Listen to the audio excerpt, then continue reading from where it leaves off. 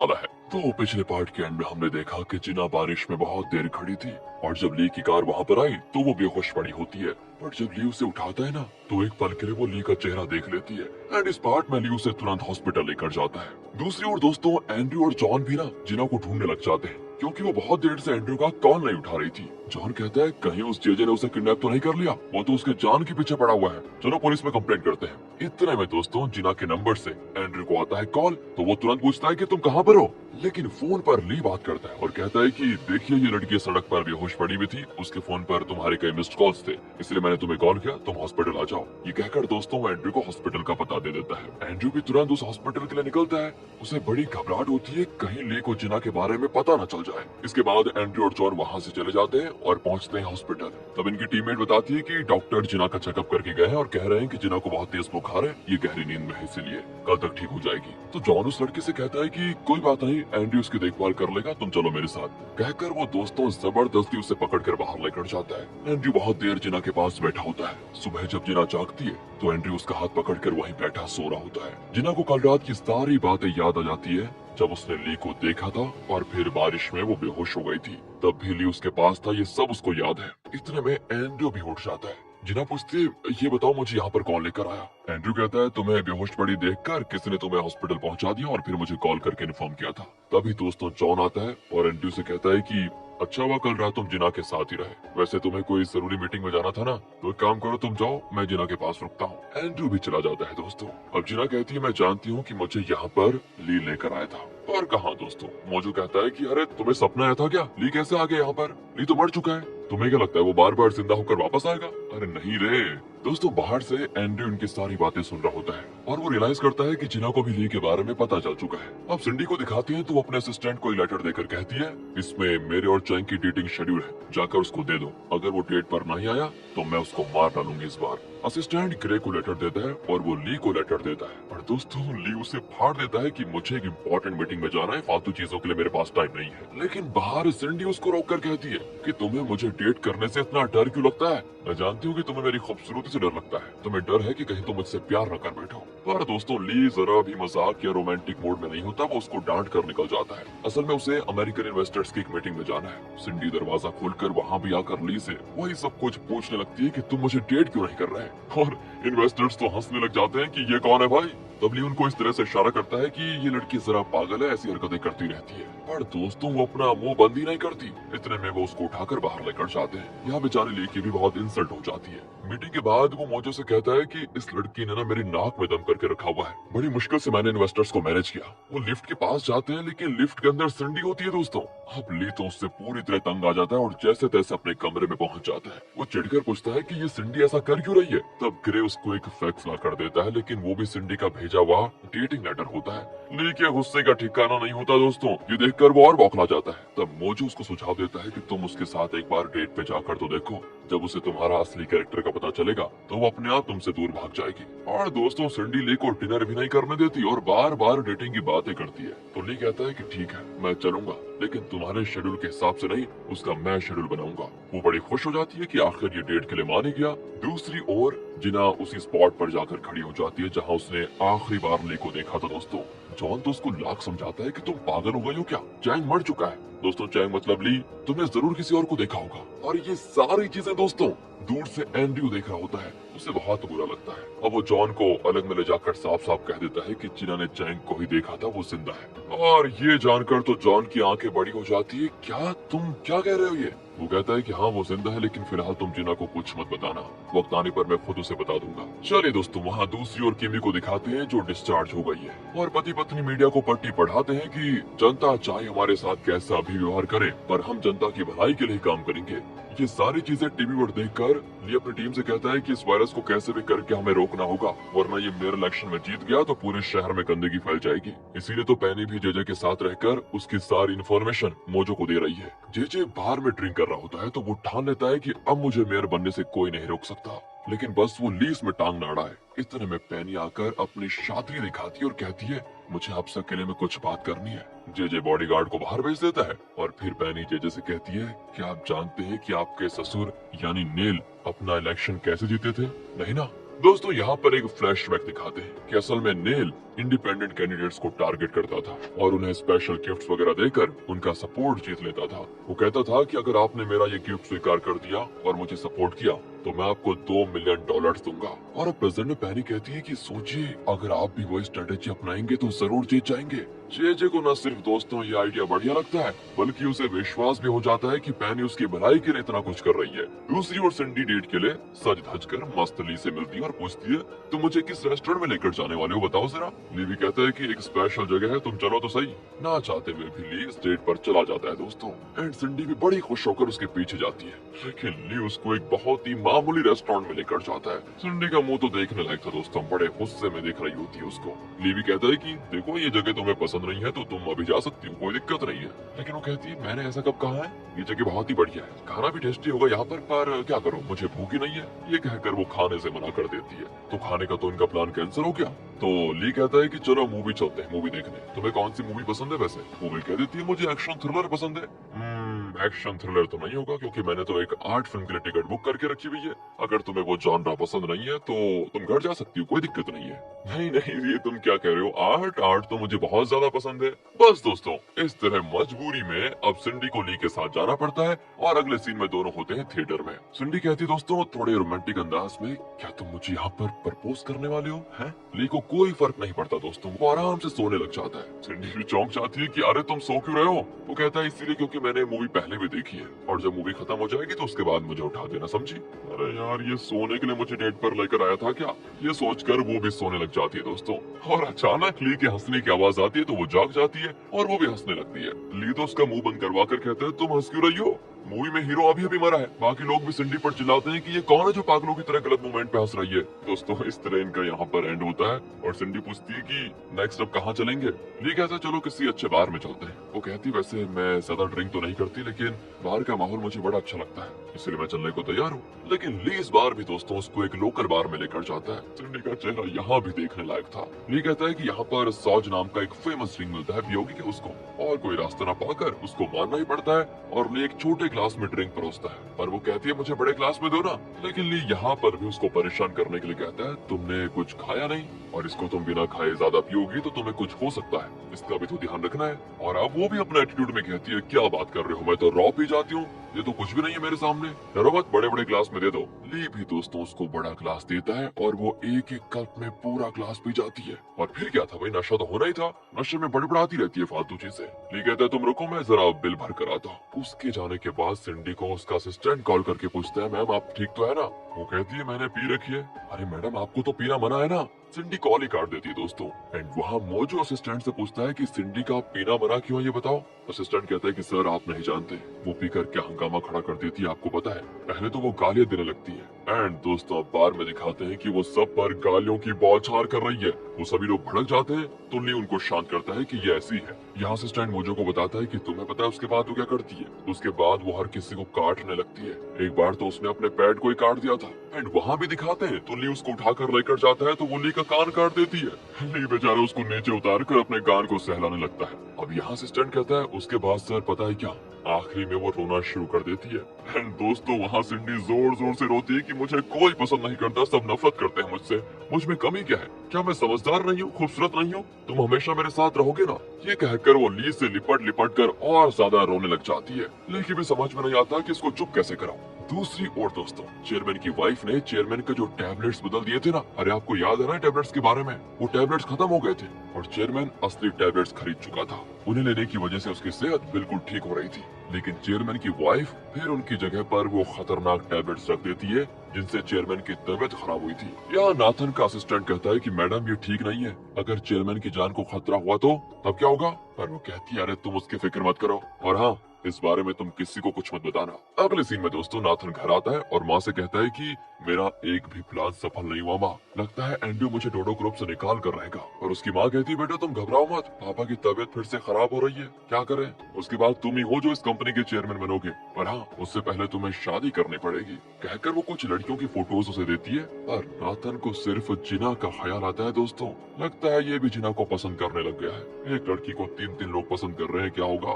दूसरी ओर एंड्रयू जिना को लेकर चेयरमैन के घर पर आ रहा होता है, क्योंकि चेयरमैन ने अपनी प्रॉपर्टी का बंटवारा करने के लिए एक लॉयर मांगा था और जिना यहाँ पर लॉयर बनकर आई है। जिना एंड्रयू को कहती है, मैंने ली को देखा था। एंड्रयू कहते हैं, ली को देखा था? क्या तुम अभी भी उसको मिस करती हो? पर तभी वो कहती है, चलो उसके बारे में बाद में बात करेंगे। अब चेयरमैन के घर के आगे आकर एंड्रयू कहता है, मुझे अंदर जाना अलाउड नहीं है, इसलिए तुम जाओ, क्योंकि तुम डोडो ग्रुप की लीगल एडवाइजर हो। चेयरमैन जो कहेंगे उसके हिसाब से तुम्हें काम करना होगा। पर दोस्तों, चेयरमैन पीए के साथ बाहर वॉकिंग कर रहा होता है। वो ठीक से चल नहीं पाता तो पीए ने उसको पकड़ के रखा होता है। पर एंड्रयू को देखकर वो पीए का हाथ छुड़ाकर चलने लगता है कि मेरा बेटा मुझे इस हाल में देखेगा तो परेशान हो जाएगा। वो एंड्रयू से पूछता है कि बेटा, तो क्या यही अपनी कंपनी की नई लीगल एडवाइजर है? चलो अंदर चलकर बात करते हैं। लेकिन 2 कदम रखते ही वो चल नहीं पाता और गिर जाता है। दोस्तों, एंड्रयू पूछता है कि पापा आपको क्या हुआ? और वो कहता है कि बेटा मैं बिल्कुल ठीक हूँ, कोई दिक्कत नहीं है। एंड्रयू जान जाता है दोस्तों कि चेयरमैन की तबीयत खराब है। वो कहता है कि पापा आपने मुझे पहले क्यों नहीं बताया? बेटा तुम पहले से कितनी मुश्किलें झेल रहे हो, ऊपर से डोडो ग्रुप के लिए तुमने दिन रात एक कर दिया है, इसलिए मैं अपना बोझ तुम पर नहीं डालना चाहता था।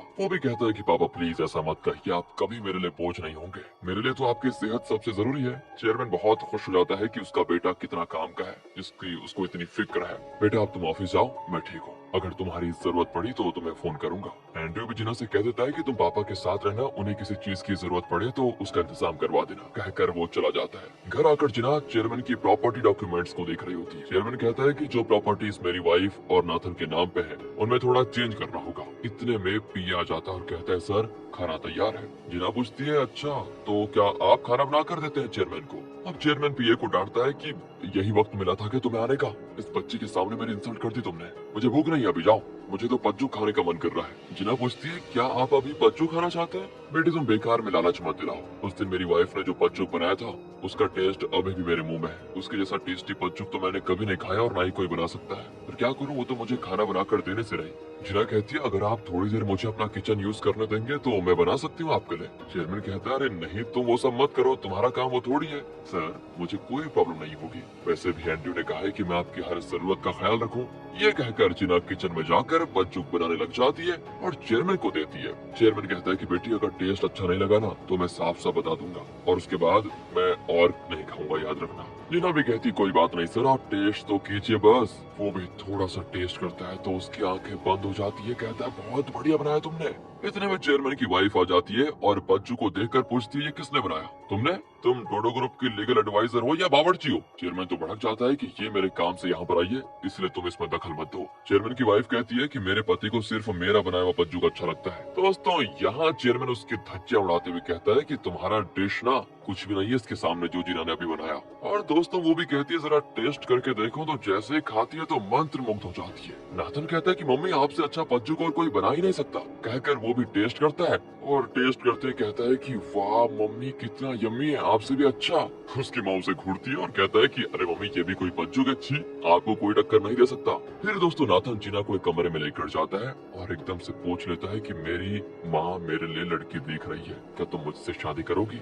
शादी? पागल हो गए हो क्या तुम, छोड़ो मेरा हाथ। नाथन कहता है, याद रखो तुमने मुझे 2 बार घायल किया है, लेकिन फिर भी मैं तुम्हें बहुत चाहता हूँ, तुम मुझे समझती क्यों नहीं? जिना कह देती है, देखो मैं किसी और से प्यार करती हूँ। और दोस्तों ये कहकर वो चली भी जाती है। नाथन तो उदास हो जाता है कि मेरे साथ ऐसा क्यों होता है। दूसरी ओर पैनी को दिखाते हैं जो जेजे को एक इंडिपेंडेंट कैंडिडेट की फोटो दिखाकर कहती है, ये हमारा पहला टारगेट है, इसे हम एक फ्लावर बेस गिफ्ट करेंगे जिसकी कीमत सिर्फ $10 की होगी। अगर उसने वो गिफ्ट स्वीकार कर लिया तो हम उसको एक मोटी रकम देकर अपनी ओर खींच लेंगे। इस तरह हम पुलिस में भी नहीं फंसेंगे और हमारा काम भी हो जाएगा। जेजे को ये प्लान बहुत ही बढ़िया लगता है। अब उस इंडिपेंडेंट कैंडिडेट को दिखाते हैं जिसके लिए पैनी ने एक फ्लावर बेस भिजवा दिया था। तब पैनी उसे कॉल करके कहती है कि सर मैं एक रिपोर्टर हूँ और आपका इंटरव्यू चाहती हूँ। वो कहता है कि मेरे पास 1 घंटे का टाइम है, तब तक तुम्हें खत्म करना होगा इंटरव्यू। वो भी कह देती है कि ठीक है एंड वो भी पैनी से मिलने जाता है दोस्तों। पर वहाँ जेजे को देखकर वो गुस्सा हो जाता है कि तुम भी इलेक्शन में खड़े हो रहे हो तो मुझे यहाँ क्यों बुलाया तुमने? पैनी यहाँ से दोस्तों कुछ देर के लिए बाहर चले जाती है तो जेजे उससे कहता है कि आप इंडिपेंडेंट कैंडिडेट बनकर खड़े रहोगे तो वोट का बंटवारा हो जाएगा और ना आप जीतेंगे और ना मैं, पर अगर आप मेरे साथ जुड़ गए तो हमारे जीतने के चांसेस बढ़ जाएंगे। लेकिन वो कहता है कि तुम मुझे कभी खरीद नहीं सकते, जेजे अपनी चाल चलता है यहाँ पर और कहता है मैं तुम्हें 1 मिलियन दूंगा, पर वो नहीं मानता। तो जेजे कहता है कि 2 मिलियन या फिर 2.5 मिलियन कैसा रहेगा। इंडिपेंडेंट कैंडिडेट इनकार कर देता है साफ साफ। जेजे कहता है कि मैंने तुम्हें जो गिफ्ट भेजा था उसकी कीमत 2.5 मिलियन है, उसे तुम रख लो और आज शाम 4 बजे अपना फैसला बता देना। यहाँ वो फिर भड़क जाता है कि मुझे रिश्वत देकर खरीदना चाहते हो क्या? देखो मुझे खरीदने की कोशिश मत करो वरना देखना मैं तुम्हारा क्या हाल करता हूँ। वो तुरंत चला जाता है दोस्तों ये कहकर और अपने ऑफिस में जाकर उस वेस को देखता है। वो उसकी फोटो खींचता है और पुलिस में कंप्लेंट करने का फैसला करता है। लेकिन तब जेजे उसको कॉल करके कहता है दोबारा कि असल में उस वेस की कीमत सिर्फ $10 है। अगर तुम उसको ले जाकर एक आदमी को दोगे तब वो तुम्हें 2.5 मिलियन देगा। और हाँ, उस वेस के साथ तुम पुलिस स्टेशन जाकर मेरा कुछ नहीं उखाड़ सकते। चलो आधे घंटे में अपना फैसला बता दो। उस इंडिपेंडेंट कैंडिडेट को बहुत गुस्सा आता है कि अब तो मैं जेजे के खिलाफ कंप्लेंट भी नहीं कर सकता, क्या करूं इसको। गुस्से में वो उस वेस को तोड़ देता है और लगता है ये जेजे के साथ कभी ज्वाइन नहीं करेगा। लेकिन कुछ देर में वो जेजे को कॉल करता है। तो जेजे पूछता है कि क्या फैसला हुआ तुम्हारा? वो कहता है कि मैंने तुम्हारा वेस तोड़ दिया है। ओह कोई बात नहीं, पर नुकसान तुम्हारा होगा, याद रखना। अब दोस्तों वो कैंडिडेट कहता है मैंने जल्दबाजी में वेस तोड़ दिया, क्या तुम मुझे दूसरा भिजवा सकते हो? जेजे खुश हो जाता है ये सुनकर कि एक इंडिपेंडेंट कैंडिडेट को उसने अपनी तरफ खींच लिया है। दूसरी ओर दोस्तों जिना हर जगह ली की फोटो वाला नोटिस दे रही होती है कि अगर किसी ने इसको देखा तो मुझे इन्फॉर्म कीजिए। जिना को देखकर एंड्रयू को उसके लिए बहुत बुरा लगता है और वो हिम्मत करके दोस्तों एक फैसला लेता है। वो ली को कॉल करके कहता है कि शाम को 7 बजे तुम डोडो ग्रुप के कॉफी शॉप पे मुझसे मिलना। ली पूछता है कोई बिजनेस मीटिंग है क्या? एंड्रयू कहता है नहीं, लेकिन बहुत ही इंपॉर्टेंट मीटिंग है, तो प्लीज जरूर आना कहकर वो कॉल काट देता है। फिर वो कार से निकलकर जिना के पास जाता है और कहता है आज शाम को 7 बजे डोडो ग्रुप कॉफी शॉप में मिस्टर के साथ हमारी मीटिंग है और लीगल एडवाइजर के तौर पर तुम्हें भी वहाँ पर आना होगा। जिना कहती ठीक है। एंड्रयू वहाँ से चला जाता है लेकिन वो बहुत दुखी होता है क्योंकि वो जिना से कभी अलग नहीं होना चाहता था। दूसरी ओर दिखाते हैं सिंडी को, लिफ्ट के लिए वो वेट कर रही होती है एंड जब लिफ्ट आता है तो अंदर ली होता है और पूछता है आज भी बाहर चलोगी क्या? वो शर्म के मारे वहाँ से भाग जाती क्योंकि उस दिन शराब के नशे में उसने जो नाटक किया था वो सब उसको याद आ जाता है। और दोस्तों यही तो ली चाहता था, मतलब उसका प्लान ही यही था उसे छुटकारा पाने के लिए। वो डोडो ग्रुप कॉफी शॉप के लिए निकलता है। जिना भी वहाँ पर आ जाती है। एंड्रयू को वो कॉल करके पूछती है कि तुम कहाँ पर हो? मैं तो आ गई हूँ। एंड्रयू कुछ दूर पर खड़ा होता है लेकिन कहता है मुझे आने में थोड़ी देर हो जाएगी, तुम मिस्टर के साथ बात कर लेना तब मैं आ जाऊंगा। जिना भी अंदर जाती है तो जैसा कि आपने एक्सपेक्ट किया होगा वो ली से टकरा जाती है। ली को देखते वो हो जाती है शॉक कि ली मैं जानती थी तुम जिंदा जरूर हो कहकर वो उसको गले लगा लेती है। ली के कुछ समझ में नहीं आता और वो जिना को थोड़ा दूर हटाकर पूछता है तुम मेरा ये नाम कैसे जानती हो? दोस्तों ये सुनते हैं जिना उसको चौंक कर देखती है और यहाँ पे एंड में हमने देखा कि जिना ने ली को देख लिया और उसे उसका नया नाम यानी उसे चैंग ना कहकर उसे ली कहा। तो ली तो चौंक गया था कि तुम मेरा असली नाम कैसे जानती हो। ली को तो जिना के बारे में कुछ याद ही नहीं है दोस्तों, इसलिए वो चौंक कर पूछता है एंड जिना भी हैरान रह जाती है कि ये ऐसा क्यों पूछ रहा है। तो इस पार्ट की शुरुआत में वो पूछती है कि क्या तुम मुझे नहीं पहचानते? मैं जिना हूँ। बस दोस्तों अब ली को सब कुछ याद आने लग जाता है कि वो किस तरह पहली बार मरने से बच गया था और फिर जिना से मिला और आखिर में दोनों गले मिले थे।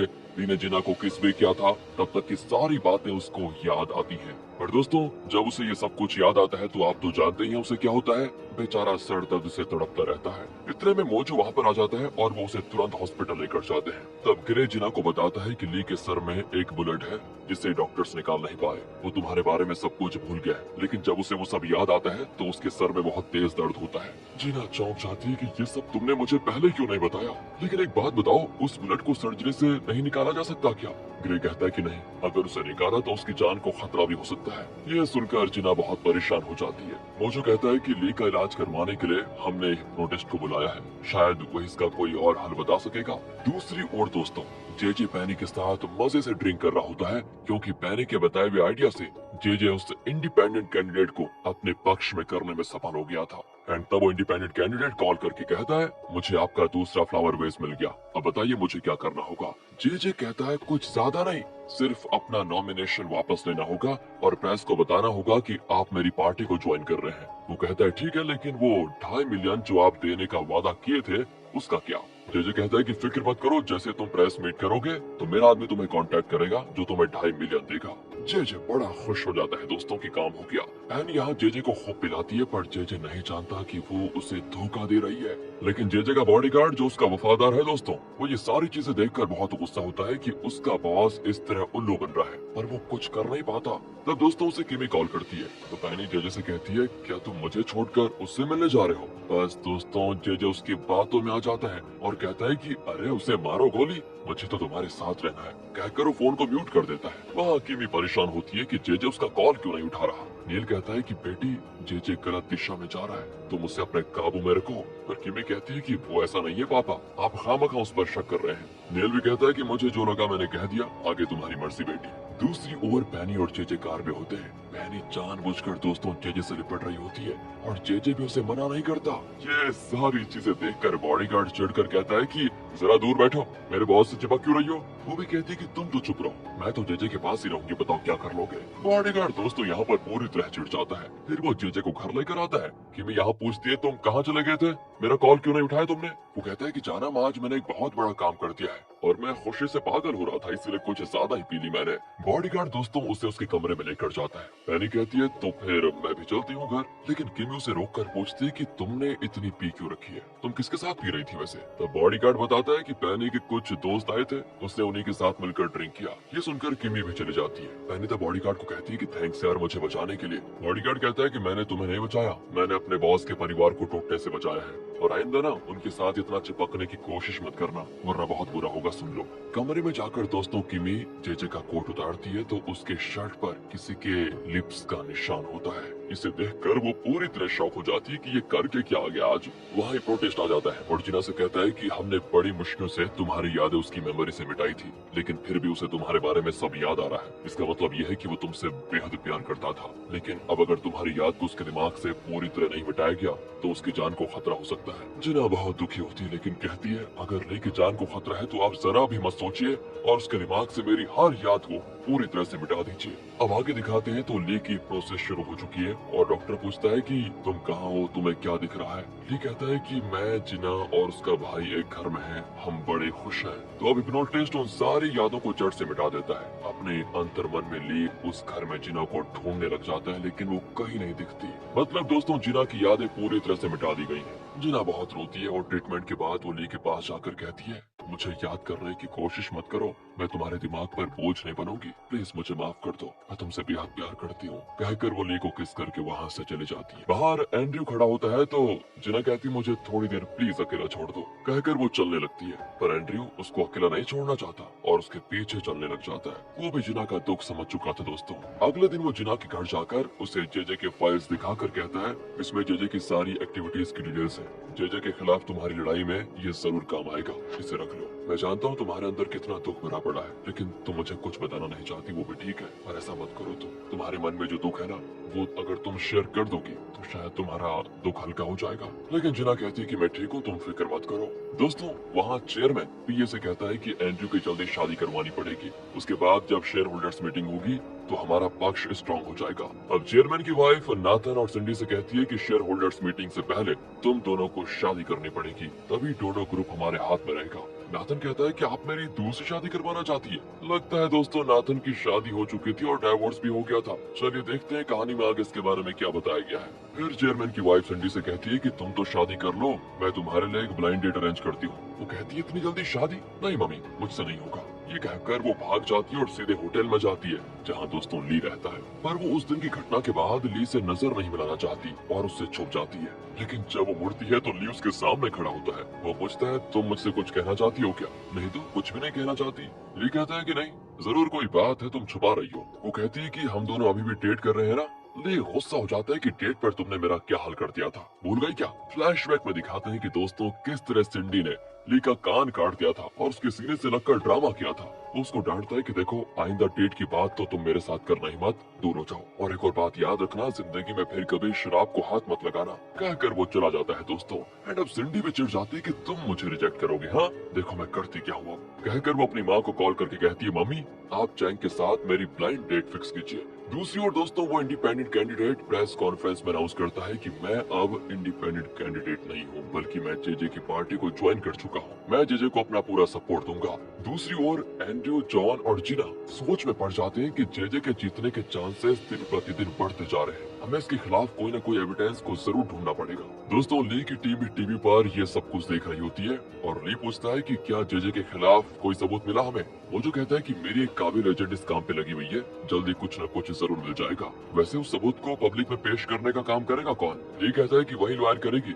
जो जेजे के खिलाफ पहले भी टीवी में इंटरव्यू कर चुकी है। वो बहुत ही हिम्मत वाली लड़की है, देखते हैं। और दोस्तों, यहाँ पर साफ पता चलता है कि ली जिना के बारे में बात तो कर रहा है, लेकिन वो जिना के बारे में सब कुछ भूल चुका है। उसे सिर्फ ये याद है कि कोई लड़की इंटरव्यू करने गई थी जेजे का टीवी पर। बाकी उसको अपने और जिना के बारे में कुछ याद नहीं, सब भूल गया है। एंड यहाँ मोजो तुरंत जिना को कॉल करके कहता है कि ली तुमसे मिलना चाहता है, तुम घबराओ मत, उसे तुम्हारे बारे में कुछ याद नहीं है। जिना कहती है अगर वो भूल चुका है तो मैं उससे मिलने के लिए बिल्कुल तैयार हूँ। पर दोस्तों, मन ही मन से वो बहुत टूट चुकी होती है, तो वो ली से मिलने चाहती है। पर ली कैजुअली कहता है आप ही वो लॉयर है ना जिसने जेजे के खिलाफ वो प्रोग्राम किया था। मैं भी नहीं चाहता कि जेजे इलेक्शन जीते, तो क्यों ना हम दोनों साथ में मिलकर काम करें। दोस्तों, जाने से पहले वो कहते हैं मुझे आपसे मिलकर बड़ी खुशी हुई। एंड ये कहकर वो जिना के साथ शेक हैंड करने के लिए हाथ आगे बढ़ाता है। जिना का दुख हद पार कर चुका था, लेकिन फिर भी वो ली से हाथ मिलाती है। दूसरी ओर वो इंडिपेंडेंट कैंडिडेट फ्लावर वेस को लेकर एक दुकान में देता है, तो दुकानदार कहता है कि इसकी कीमत 2.5 मिलियन है। आप एक काम करिए, अपना कॉन्टेक्ट डिटेल्स इसमें लिख कर जाइए और उसके बाद हमारा आदमी आपको कॉन्टेक्ट करेगा। वो भी दोस्तों डिटेल्स को लिख कर चला जाता है। असल में ये सेटिंग पैनी के आइडिया के मुताबिक जेजे कर रहा है। जब वो इंडिपेंडेंट कैंडिडेट चला जाता है तो मोजो वहाँ पर आता है और उस आदमी से कहता है कि तुम ये पैसे रख लो और उस वेस को तोड़ डालो। किसी को पता नहीं चलना चाहिए कि ये तुम्हारे पास है। इसके बारे में किसी को खबर नहीं होनी चाहिए। अगर तुमसे कोई सवाल भी करे तो कह देना कि तुम कुछ नहीं जानते। इस तरह तुम पुलिस में भी नहीं फंसोगे। दूसरी ओर दोस्तों, बॉडीगार्ड जेजे से कहता है कि उस इंडिपेंडेंट कैंडिडेट ने हमारी दुकान में वो फ्लावर बेच दे दिया है, अब हमें उसे 2.5 मिलियन देना होगा। तब जेजे बॉडीगार्ड को इशारा करता है और वो एक बॉक्स टेबल पर रखता है जिसमें 2.5 मिलियन का बॉन्ड पेपर है। जेजे पैनी से कहता है कि तुम खुद ही जाकर उस दुकान वाले को एक बॉक्स दे दो, वो उस कैंडिडेट को पैसे पहुंचा देगा। पैनी भी बॉक्स लेकर चली जाती है, पर जेजे अपने बॉडीगार्ड को उस पर नजर रखने के लिए उसके पीछे भेज देता है। मतलब दोस्तों, जेजे को अभी पैनी पर पूरा विश्वास नहीं हुआ है। पर इस बात से बेखबर पैनी तुरंत मोजो को कॉल करके कहती है पैसे हाथ आ गए, मैं तुमसे बाहर मिलने आ रही हूँ। कहकर वो मोजो से मिलने कार में निकलती है, पर मोजो वहीं पे होता है और पैनी को निकलते देखकर उसका पीछा करने वाला होता है कि तभी वो बॉडीगार्ड को पैनी के पीछे जाते हुए देख लेता है। एंड यहाँ मोजो को पता चल जाता है कि जेजे को पैनी पर अभी पूरा विश्वास हुआ ही नहीं। वो तुरंत पैनी को कॉल करके कहता है कि तुम कहीं मत मुड़ना, सीधे उस दुकान में जाकर रुकना, तुम्हारे पीछे बॉडीगार्ड लगा हुआ है। ये सुनकर पैनी चौंक जाती है और जैसे जेजे ने कहा था वो सीधे उस दुकान में जाकर बॉक्स दे देती है और उस आदमी से कहती है कि आप फिलहाल कुछ मत कहना, कुछ देर में इस बॉक्स को लेने मोजो आ जाएगा, आप उसको ये बॉक्स दे दीजिएगा। दूर से दोस्तों बॉडीगार्ड ये देख रहा होता है, पर उसे ये नहीं पता कि पैनी ने दुकान वाले से क्या कहा। एंड वो जेजे को कॉल करके कहता है कि पैसे दुकान में पहुंच चुके हैं, हमें परेशान होने की जरूरत नहीं है। कहकर वो चला जाता है। एंड फिर होती है मोजो की एंट्री, जो दुकानदार से वो बॉक्स लेकर चला जाता है। तो सीधे उस कैंडिडेट से मिलने जाता है। कैंडिडेट को लगता है कि ये जेजे का भेजा हुआ आदमी है। मोजो भी पूछता है कि जेजे ने आपको कितना अमाउंट देने का वादा किया था। वो कहता है कि 2.5 मिलियन और मोजो चौंक कर कहता है कि लेकिन इसमें तो सिर्फ 2 मिलियन है, बॉस ने यही देने को कहा था। वो भड़क जाता है कि ये तो धोखा हुआ। मोजो कहता है कि देखिए वो तो मैं नहीं जानता, आप खुद गिनकर देख लीजिए। कहकर वो उस बॉक्स को उसको देखकर बाहर आ जाता है और जब वो गिनता है तो ठीक 2.5 मिलियन होते हैं। मोजो कहता है कि सॉरी सर, शायद मुझे गिनने में गलती हो गई, वैसे इतने पैसों का आप करने क्या वाले हैं। तो तब वो कैंडिडेट कहता है कि एकाएक इतने पैसे खर्च नहीं कर सकता वरना पुलिस को शक होगा, इसलिए मैं इसको सेफ डिपॉजिट में रखने वाला हूँ। कहकर वो बॉक्स लेकर चला जाता है। एंड तब मोजो वहाँ छुपा हुआ रिकॉर्डर निकालता है और इससे ये लोग साबित कर पाएंगे कि जेजे ने कैंडिडेट को रिश्वत देकर अपनी पार्टी में शामिल किया। अब यहाँ ली कहता है कि ये तुमने अच्छा काम किया है, अब इलेक्शन के ठीक 2 दिन पहले हम इस प्रूफ को रिलीज करेंगे और फिर देखना जेजे का काम तमाम। दूसरी ओर दोस्तों, एंड्रयू, चेयरमैन, उसका पीए और जिना एक रेस्टोरेंट में खा रहे होते हैं। चेयरमैन एंड्रयू को एक लड़की की फोटो दिखाकर कहता है कि शेयर होल्डर्स मीटिंग में पहले तुम्हें इस लड़की से शादी करनी है। एंड्रयू कहता है कि पापा अभी मैं शादी के लिए तैयार नहीं हूँ, पर चेयरमैन नहीं मानता दोस्तों और उठकर बाथरूम जाता है। बेचारा वहीं गिर पड़ जाता है, उसे फिर तुरंत हॉस्पिटल लेकर जाते हैं। ये भी बहुत घबराया हुआ होता है कि कुछ दिनों में इनकी हालत और खराब हो गई है, पता नहीं क्या होगा।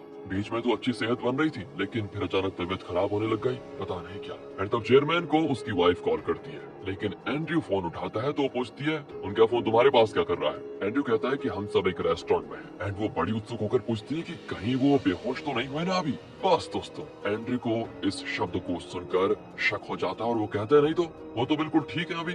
लेकिन दोस्तों, हॉस्पिटल में डॉक्टर नर्सेस की आवाजें चेयरमैन की वाइफ सुन लेती है और तब एंड्रयू झट से कॉल काट देता है। चेयरमैन की वाइफ ऐसे खुश हो ही जाती है कि ये दवाइयाँ सच में अपना असर दिखाने लग गई है वैसे, और लगता है वो हॉस्पिटल में ही है, ये एंड्रयू झूठ कह रहा है। और यहाँ दोस्तों, हॉस्पिटल में डॉक्टर बताते हैं कि चेयरमैन का ब्लड प्रेशर अचानक बढ़ गया था, जिसकी वजह से वो गिर पड़े। एंड्रयू कहता है कि आप एक काम करिए ना, आप मेरे पापा का फुल चेकअप कीजिए और ये दवाइयाँ जो भी ले रहे हैं उनको लैब में देकर इसका केमिकल कंपोजिशन चेक कीजिए। डॉक्टर कहता है लेकिन ये तो खुद मैंने उनको दी थी। एंड्रयू कहता है कि मुझे आप पर शक नहीं है, लेकिन मुझे कुछ गड़बड़ लग रही है, आप प्लीज इसको टेस्ट कीजिए। एंड डॉक्टर भी मान जाता है। वहाँ दोस्तों, ली जिना को कॉल करके कहता है कि मुझे जेजे के खिलाफ एविडेंस मिल गया है, जिसके बारे में मुझे तुमसे कुछ बात करनी है, प्लीज मुझसे मिलने आ जाओ। यहाँ नाथन को दिखाते हैं, उसका असिस्टेंट उसे बताता है कि एंड्रयू ने तुम्हें पता है जेजे के कुछ फाइल्स जिना को दे दिए हैं, जिनके बल पर ऐसा लगता है कि जेजे जेल भी जा सकता है। सुनकर नाथन बड़ा खुश होता है कि मुझे पता था जिना के लिए एंड्रयू जेजे के खिलाफ कुछ ना कुछ तो जरूर करेगा और अब मैं अपना गेम शुरू करूंगा। कहकर वो सीधे जेजे के पास जाकर कह देता है कि बस कुछ दिनों की बात है, फिर तुम उम्र भर जेल की हवा खाओगे, देख लेना। एंड वो भी चौंक जाता है कि क्या बकवास कर रहे हो? बकवास नहीं कर रहा हूँ, तुम जिस एंड्रयू को अपना वफादार समझ रहे थे, उसने तुम्हारे खिलाफ जो डॉक्यूमेंट्स है ना, वो सब जिना को दे दिया है। जिना फिर ली के साथ मिलकर तुम्हारा करियर और तुम्हारी जिंदगी खत्म करने जा रही है। जेजे कहता है कि मैं तुम पर विश्वास कैसे कर सकता हूँ? अच्छा, नहीं करना तो मत करो, मुझे क्या, जेल जाओगे तुम जाओगे, पर हाँ तुम्हारे पास अब भी टाइम है, तुम मुझे अपनी टीम में ले लो, मैं तुम्हारा भला ही सोचूंगा। ये कहकर दोस्तों नाथन चला जाता है। वहाँ ली और जिना की मीटिंग होती है, जिसमें ली उसे वो रिकॉर्डिंग सुनाता है और कहता है कि इसे ब्रॉडकास्ट करने में मुझे तुम्हारी मदद चाहिए। इनकी जब डीलिंग खत्म हो जाती है तो जिना बाहर जाती है, तो जेजे का बॉडीगार्ड देख लेता है उसको और जेजे को कॉल करके बताता है कि आपका शक बिल्कुल सही निकला, जिना ली के साथ मिली हुई है और लगता है दोनों आपके खिलाफ कोई काम कर रहे हैं। जेजे को बहुत गुस्सा आता है कि जिस एंड्रयू को उसने अपना वफादार माना, उसने उसको धोखा दे दिया, इसकी सजा तो मैं उसको जरूर दूंगा। जेजे ये सोच ही रहा होता है कि वहाँ पर बॉडीगार्ड आ जाता है और पूछता है अब आगे का प्लान क्या करना है। जेजे कहता है कि प्लान कुछ नहीं, जिना को खत्म कर डालो बस, तब एंड्रयू को पता चलेगा कि मैं कितना खतरनाक आदमी हूँ। बॉडीगार्ड शॉक हो जाता है कि आप सोच समझ कर फैसला कर रहे हैं ना।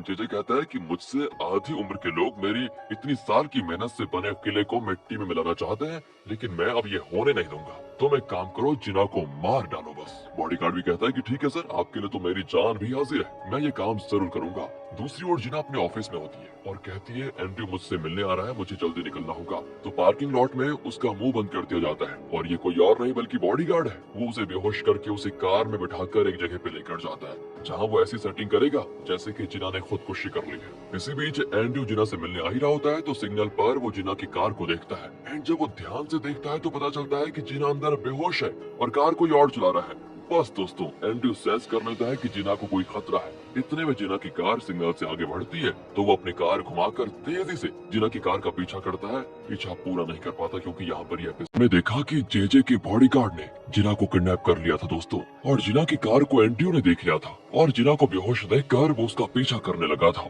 तो इस पार्ट में दिखाते हैं कि एक तरफ तो एंड्रयू जिना की गाड़ी का पीछा कर रहा है और दूसरी ओर जेजे खूब पी रहा होता है दोस्तों। तभी पैनी दरवाजा खोलती है कि अचानक जेजे को बॉडीगार्ड का कॉल आता है, जो बताता है कि मैंने जिना को किडनैप कर लिया है, काम हो गया आपका।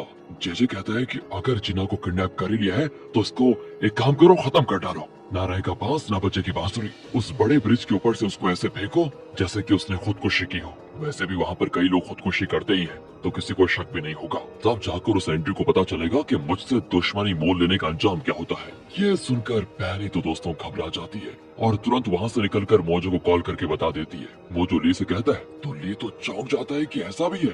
वो दोस्तों किसी भी तरह जिना को बचाना चाहता है और वो उस ब्रिज की ओर निकल जाता है। यहाँ एंड्रयू जिना की कार को चेस कर रहा होता है, लेकिन एक ट्रक बीच में आ जाता है और इस तरह एंड्रयू उस कार को मिस कर देता है। लेकिन वो हार नहीं मानता, ट्रक के जाने के बाद भी उसी दिशा में आगे बढ़ता रहता है और उस ब्रिज के पास आखिरकार पहुंच जाता है। और अब दोस्तों ये बॉडीगार्ड कार को रोककर जिना का बैग निकाल लेता है, फिर जिना को उठाकर झट से नीचे पानी में धकेल देता है। इतने में एंड्रयू भी पहुंचता है, लेकिन ये देखकर चौंक जाता है कि ये तो अनर्थ हो गया। बॉडीगार्ड एक पल भी नहीं रुकता और वहाँ से चला जाता है दोस्तों। एंड्रयू जरा भी नहीं सोचता और जिना को बचाने सीधे पानी में कूद पड़ता है। जिना डूब चुकी थी, लेकिन एंड्रयू उसे उठाकर किसी तरह किनारे पर लेकर आ जाता है। इतने में लियो और मोजो भी ब्रिज पर आ जाते हैं। नीचे एंड्रयू जिना के पेट और लंग्स को दबा दबा कर पानी निकालता है और उसको ऑक्सीजन देता है। वो बहुत घबराया हुआ होता है कि पता नहीं क्या होगा और रोता भी है। कहता है प्लीज मुझे छोड़कर मत जाओ, उठ जाओ ना, मैं तुम्हें कुछ नहीं होने दूंगा। आखिरकार जिना आंखें खोलती है और तब जाकर एंड्रयू की जान में जान आती है। दोस्तों वो रोता हुआ उसको सीने से लगा लेता है। ली भी ये सारी चीजें देखता है और मोजो से कहता है पास में हमारा कॉटेज तो है, उन दोनों को वहाँ पर लेकर आ जाओ। मोजो भी वैसा करता है। दोस्तों अब आगे दिखाते हैं तो ली के कॉटेज में सभी बैठे होते हैं। वो सभी जेजे को लेकर आक्रोश में होते हैं कि हमें यकीन नहीं होता कि वो इतना खतरनाक कदम उठाएगा और जिना की जान लेने पे उतर आएगा। तब जिना कहती है कि जेजे सोच रहा होगा कि मैं मर चुकी हूँ, इसलिए दुनिया को भी यही लगना चाहिए कि मैं मर चुकी हूँ। इलेक्शन तक मैं कहीं छुप कर रह लूंगी और इलेक्शन के वक्त मैं बाहर निकलकर जेजे की ऐसी पोल खोलूंगी कि दुनिया के सामने खड़ा नहीं हो पाएगा वो। ली कहता है कि हाँ तुम ठीक कहती हो, तुम एक काम करो, चाइना चली जाना, वहाँ मेरे दोस्त हैं जो तुम्हारा ख्याल रखेंगे। लेकिन दोस्तों जिना उसके मुंह पे कह देती है मुझे किसी की मदद नहीं चाहिए। और ये सुनकर मोजो को एक बात तो याद आ जाती है कि उसने जिना से एक बार कहा था कि तुम एक बॉम्ब की तरह हो, ली तुम्हारे जितने करीब आएगा उसकी जान को समझो उतना ही खतरा होगा, इसलिए तुम अपनी तरफ से पूरी कोशिश करना कि वो कभी तुम्हारे करीब ना पाए। और यही बात ध्यान में रखते हुए दोस्तों जिना मना कर रही है कि मुझे किसी की मदद नहीं चाहिए, खासकर ली की। और प्रेजेंट में मोजो समझ जाता है कि जिना ने मोजो की उस बात को ध्यान में रखते हुए ही ऐसा कहा है और ली की मदद लेने से इनकार कर दिया। पर तभी एंड्रयू कहता है कि नहीं, मुझे ली का सुझाव बढ़िया लगता है, अगर तुम यहाँ पर रही तो जेजे तुमको कैसे भी ढूंढ निकालेगा और न जाने तुम्हारे साथ फिर क्या करेगा, इसलिए तुम्हारा चाइना जाना ही बेहतर होगा। जिना को दोस्तों यहाँ पर मानना ही पड़ता है। और यहाँ उस बॉडीगार्ड को दिखाते हैं जो जेजे को जिना का बैग ला कर देता है, जिसके अंदर जेजे के खतरनाक कारनामों का वो कच्चा चिट्ठा होता है जो एंड्रयू ने जिना को दिया था। बॉडीगार्ड पूछता है कि अब आप एंड्रयू का क्या करने वाले हैं। जेजे कहता है एंड्रयू कुछ ज्यादा ही हाथ पार कर रहा है, मैं तो अभी उसकी जान लेना चाहता हूँ, लेकिन ये इलेक्शन का टाइम है इसलिए थोड़ा इसको रोक देता हूँ। एक बार मेयर बन गया तो फिर मैं उस एंड्रयू को क्या उसकी फैमिली को ही खत्म कर दूंगा, तुम देख लेना।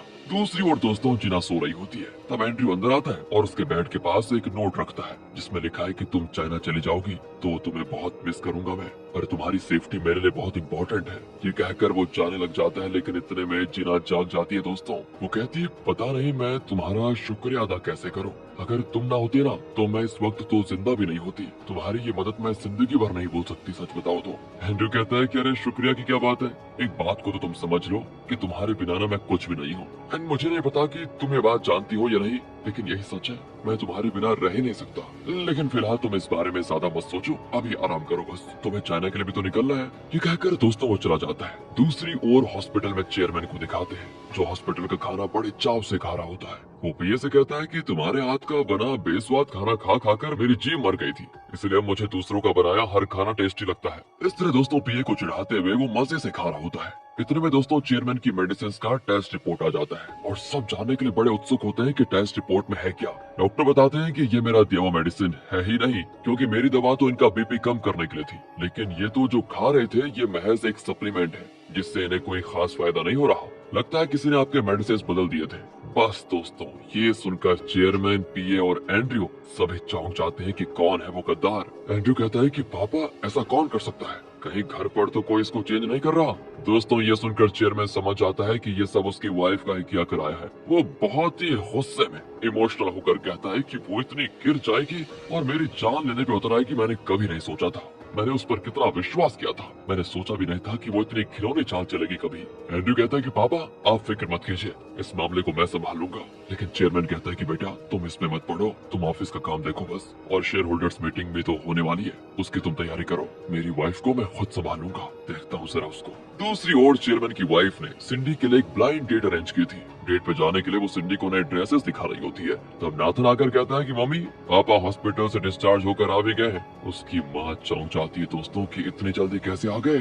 सिंडी तो जानती भी नहीं थी कि पापा हॉस्पिटल में थे, बताओ। एंड वो भी चौंक कर पूछती कि मुझे किसी ने बताया क्यों नहीं कि पापा की तबीयत खराब थी। सभी चेयरमैन को देखने जाते हैं दोस्तों। सिर्फ सिंडी को पापा की बहुत फिक्र होती है और पूछती है पापा आपने मुझे बताया क्यों नहीं कि आप इतने बीमार थे। चेयरमैन की वाइफ और नाथन वो चुपचाप खड़े रहते हैं दोस्तों। चेयरमैन की वाइफ पीए से पूछती है कि डॉक्टर ने क्या कहा फिर। ये कहता है डॉक्टर ने पुराने मेडिसिन चेंज करने को कह दिया है क्योंकि उनसे चेयरमैन की सेहत को कुछ ज्यादा फायदा नहीं हो रहा था। अब उन्होंने नए मेडिसिन दिए, देखते हैं क्या होता है। अब दोस्तों चेयरमैन की वाइफ सोच में पड़ जाती है कि अब इन मेडिसिन को मैं कैसे बदलूं। पर चेयरमैन सिंडी को अपने कमरे में बुलाता है और अकेले में उससे कहता है कि आने वाले शेयर होल्डर्स मीटिंग में तुम्हें मुझे सपोर्ट करना होगा, ना कि अपनी माँ को। तुम मेरी लाडली हो और तुमसे बेहतर मुझे कोई नहीं समझ सकता।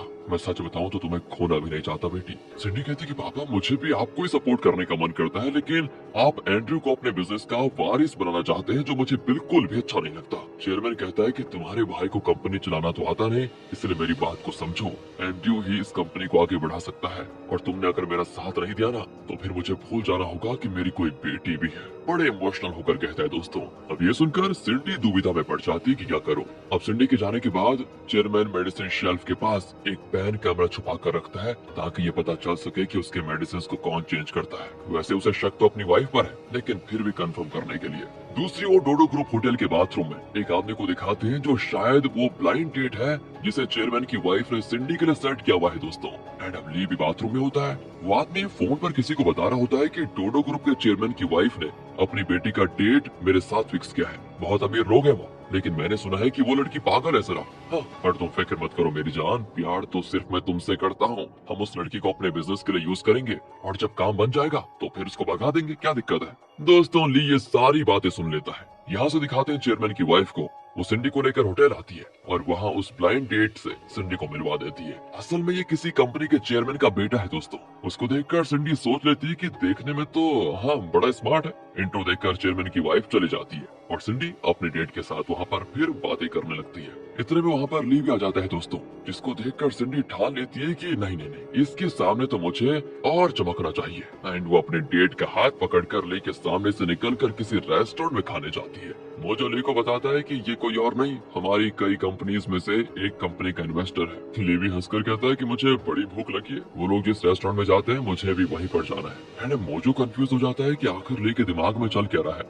खैर वो ली को उसी रेस्टोरेंट में लेकर जाता है। यहाँ रेस्टोरेंट में सिंडी अपने डेट के साथ बैठकर बड़े मजे से बात कर रही होती है। तब डेट की गर्लफ्रेंड कॉल करती है। अब सिंडी सामने बैठी है तो वो कॉल उठाने में संकोच करता है, लेकिन वो बार बार कॉल करती है तो उसको उठाना ही पड़ता है। वो उठा ही लेता है और कोरियन में नहीं स्पेनिश में बात करने लगता है ताकि सिंडी को समझ में ना आए। वो कहता है कि मैं तो जिंदगी में सिर्फ एक ही लड़की से प्यार करूंगा और वो लड़की तुम हो डार्लिंग। दोस्तों ये बात वो फोन पर कह रहा होता है, ठीक है, और ये लड़की जो मेरे सामने है ये तो मेरे लिए सिर्फ यूज एंड थ्रो की तरह है। बिजनेस का काम बन जाएगा तो इसको फेंक दूंगा साइड पर। अगर ये अमीर नहीं होती ना तो मैं इसको देखता तक नहीं।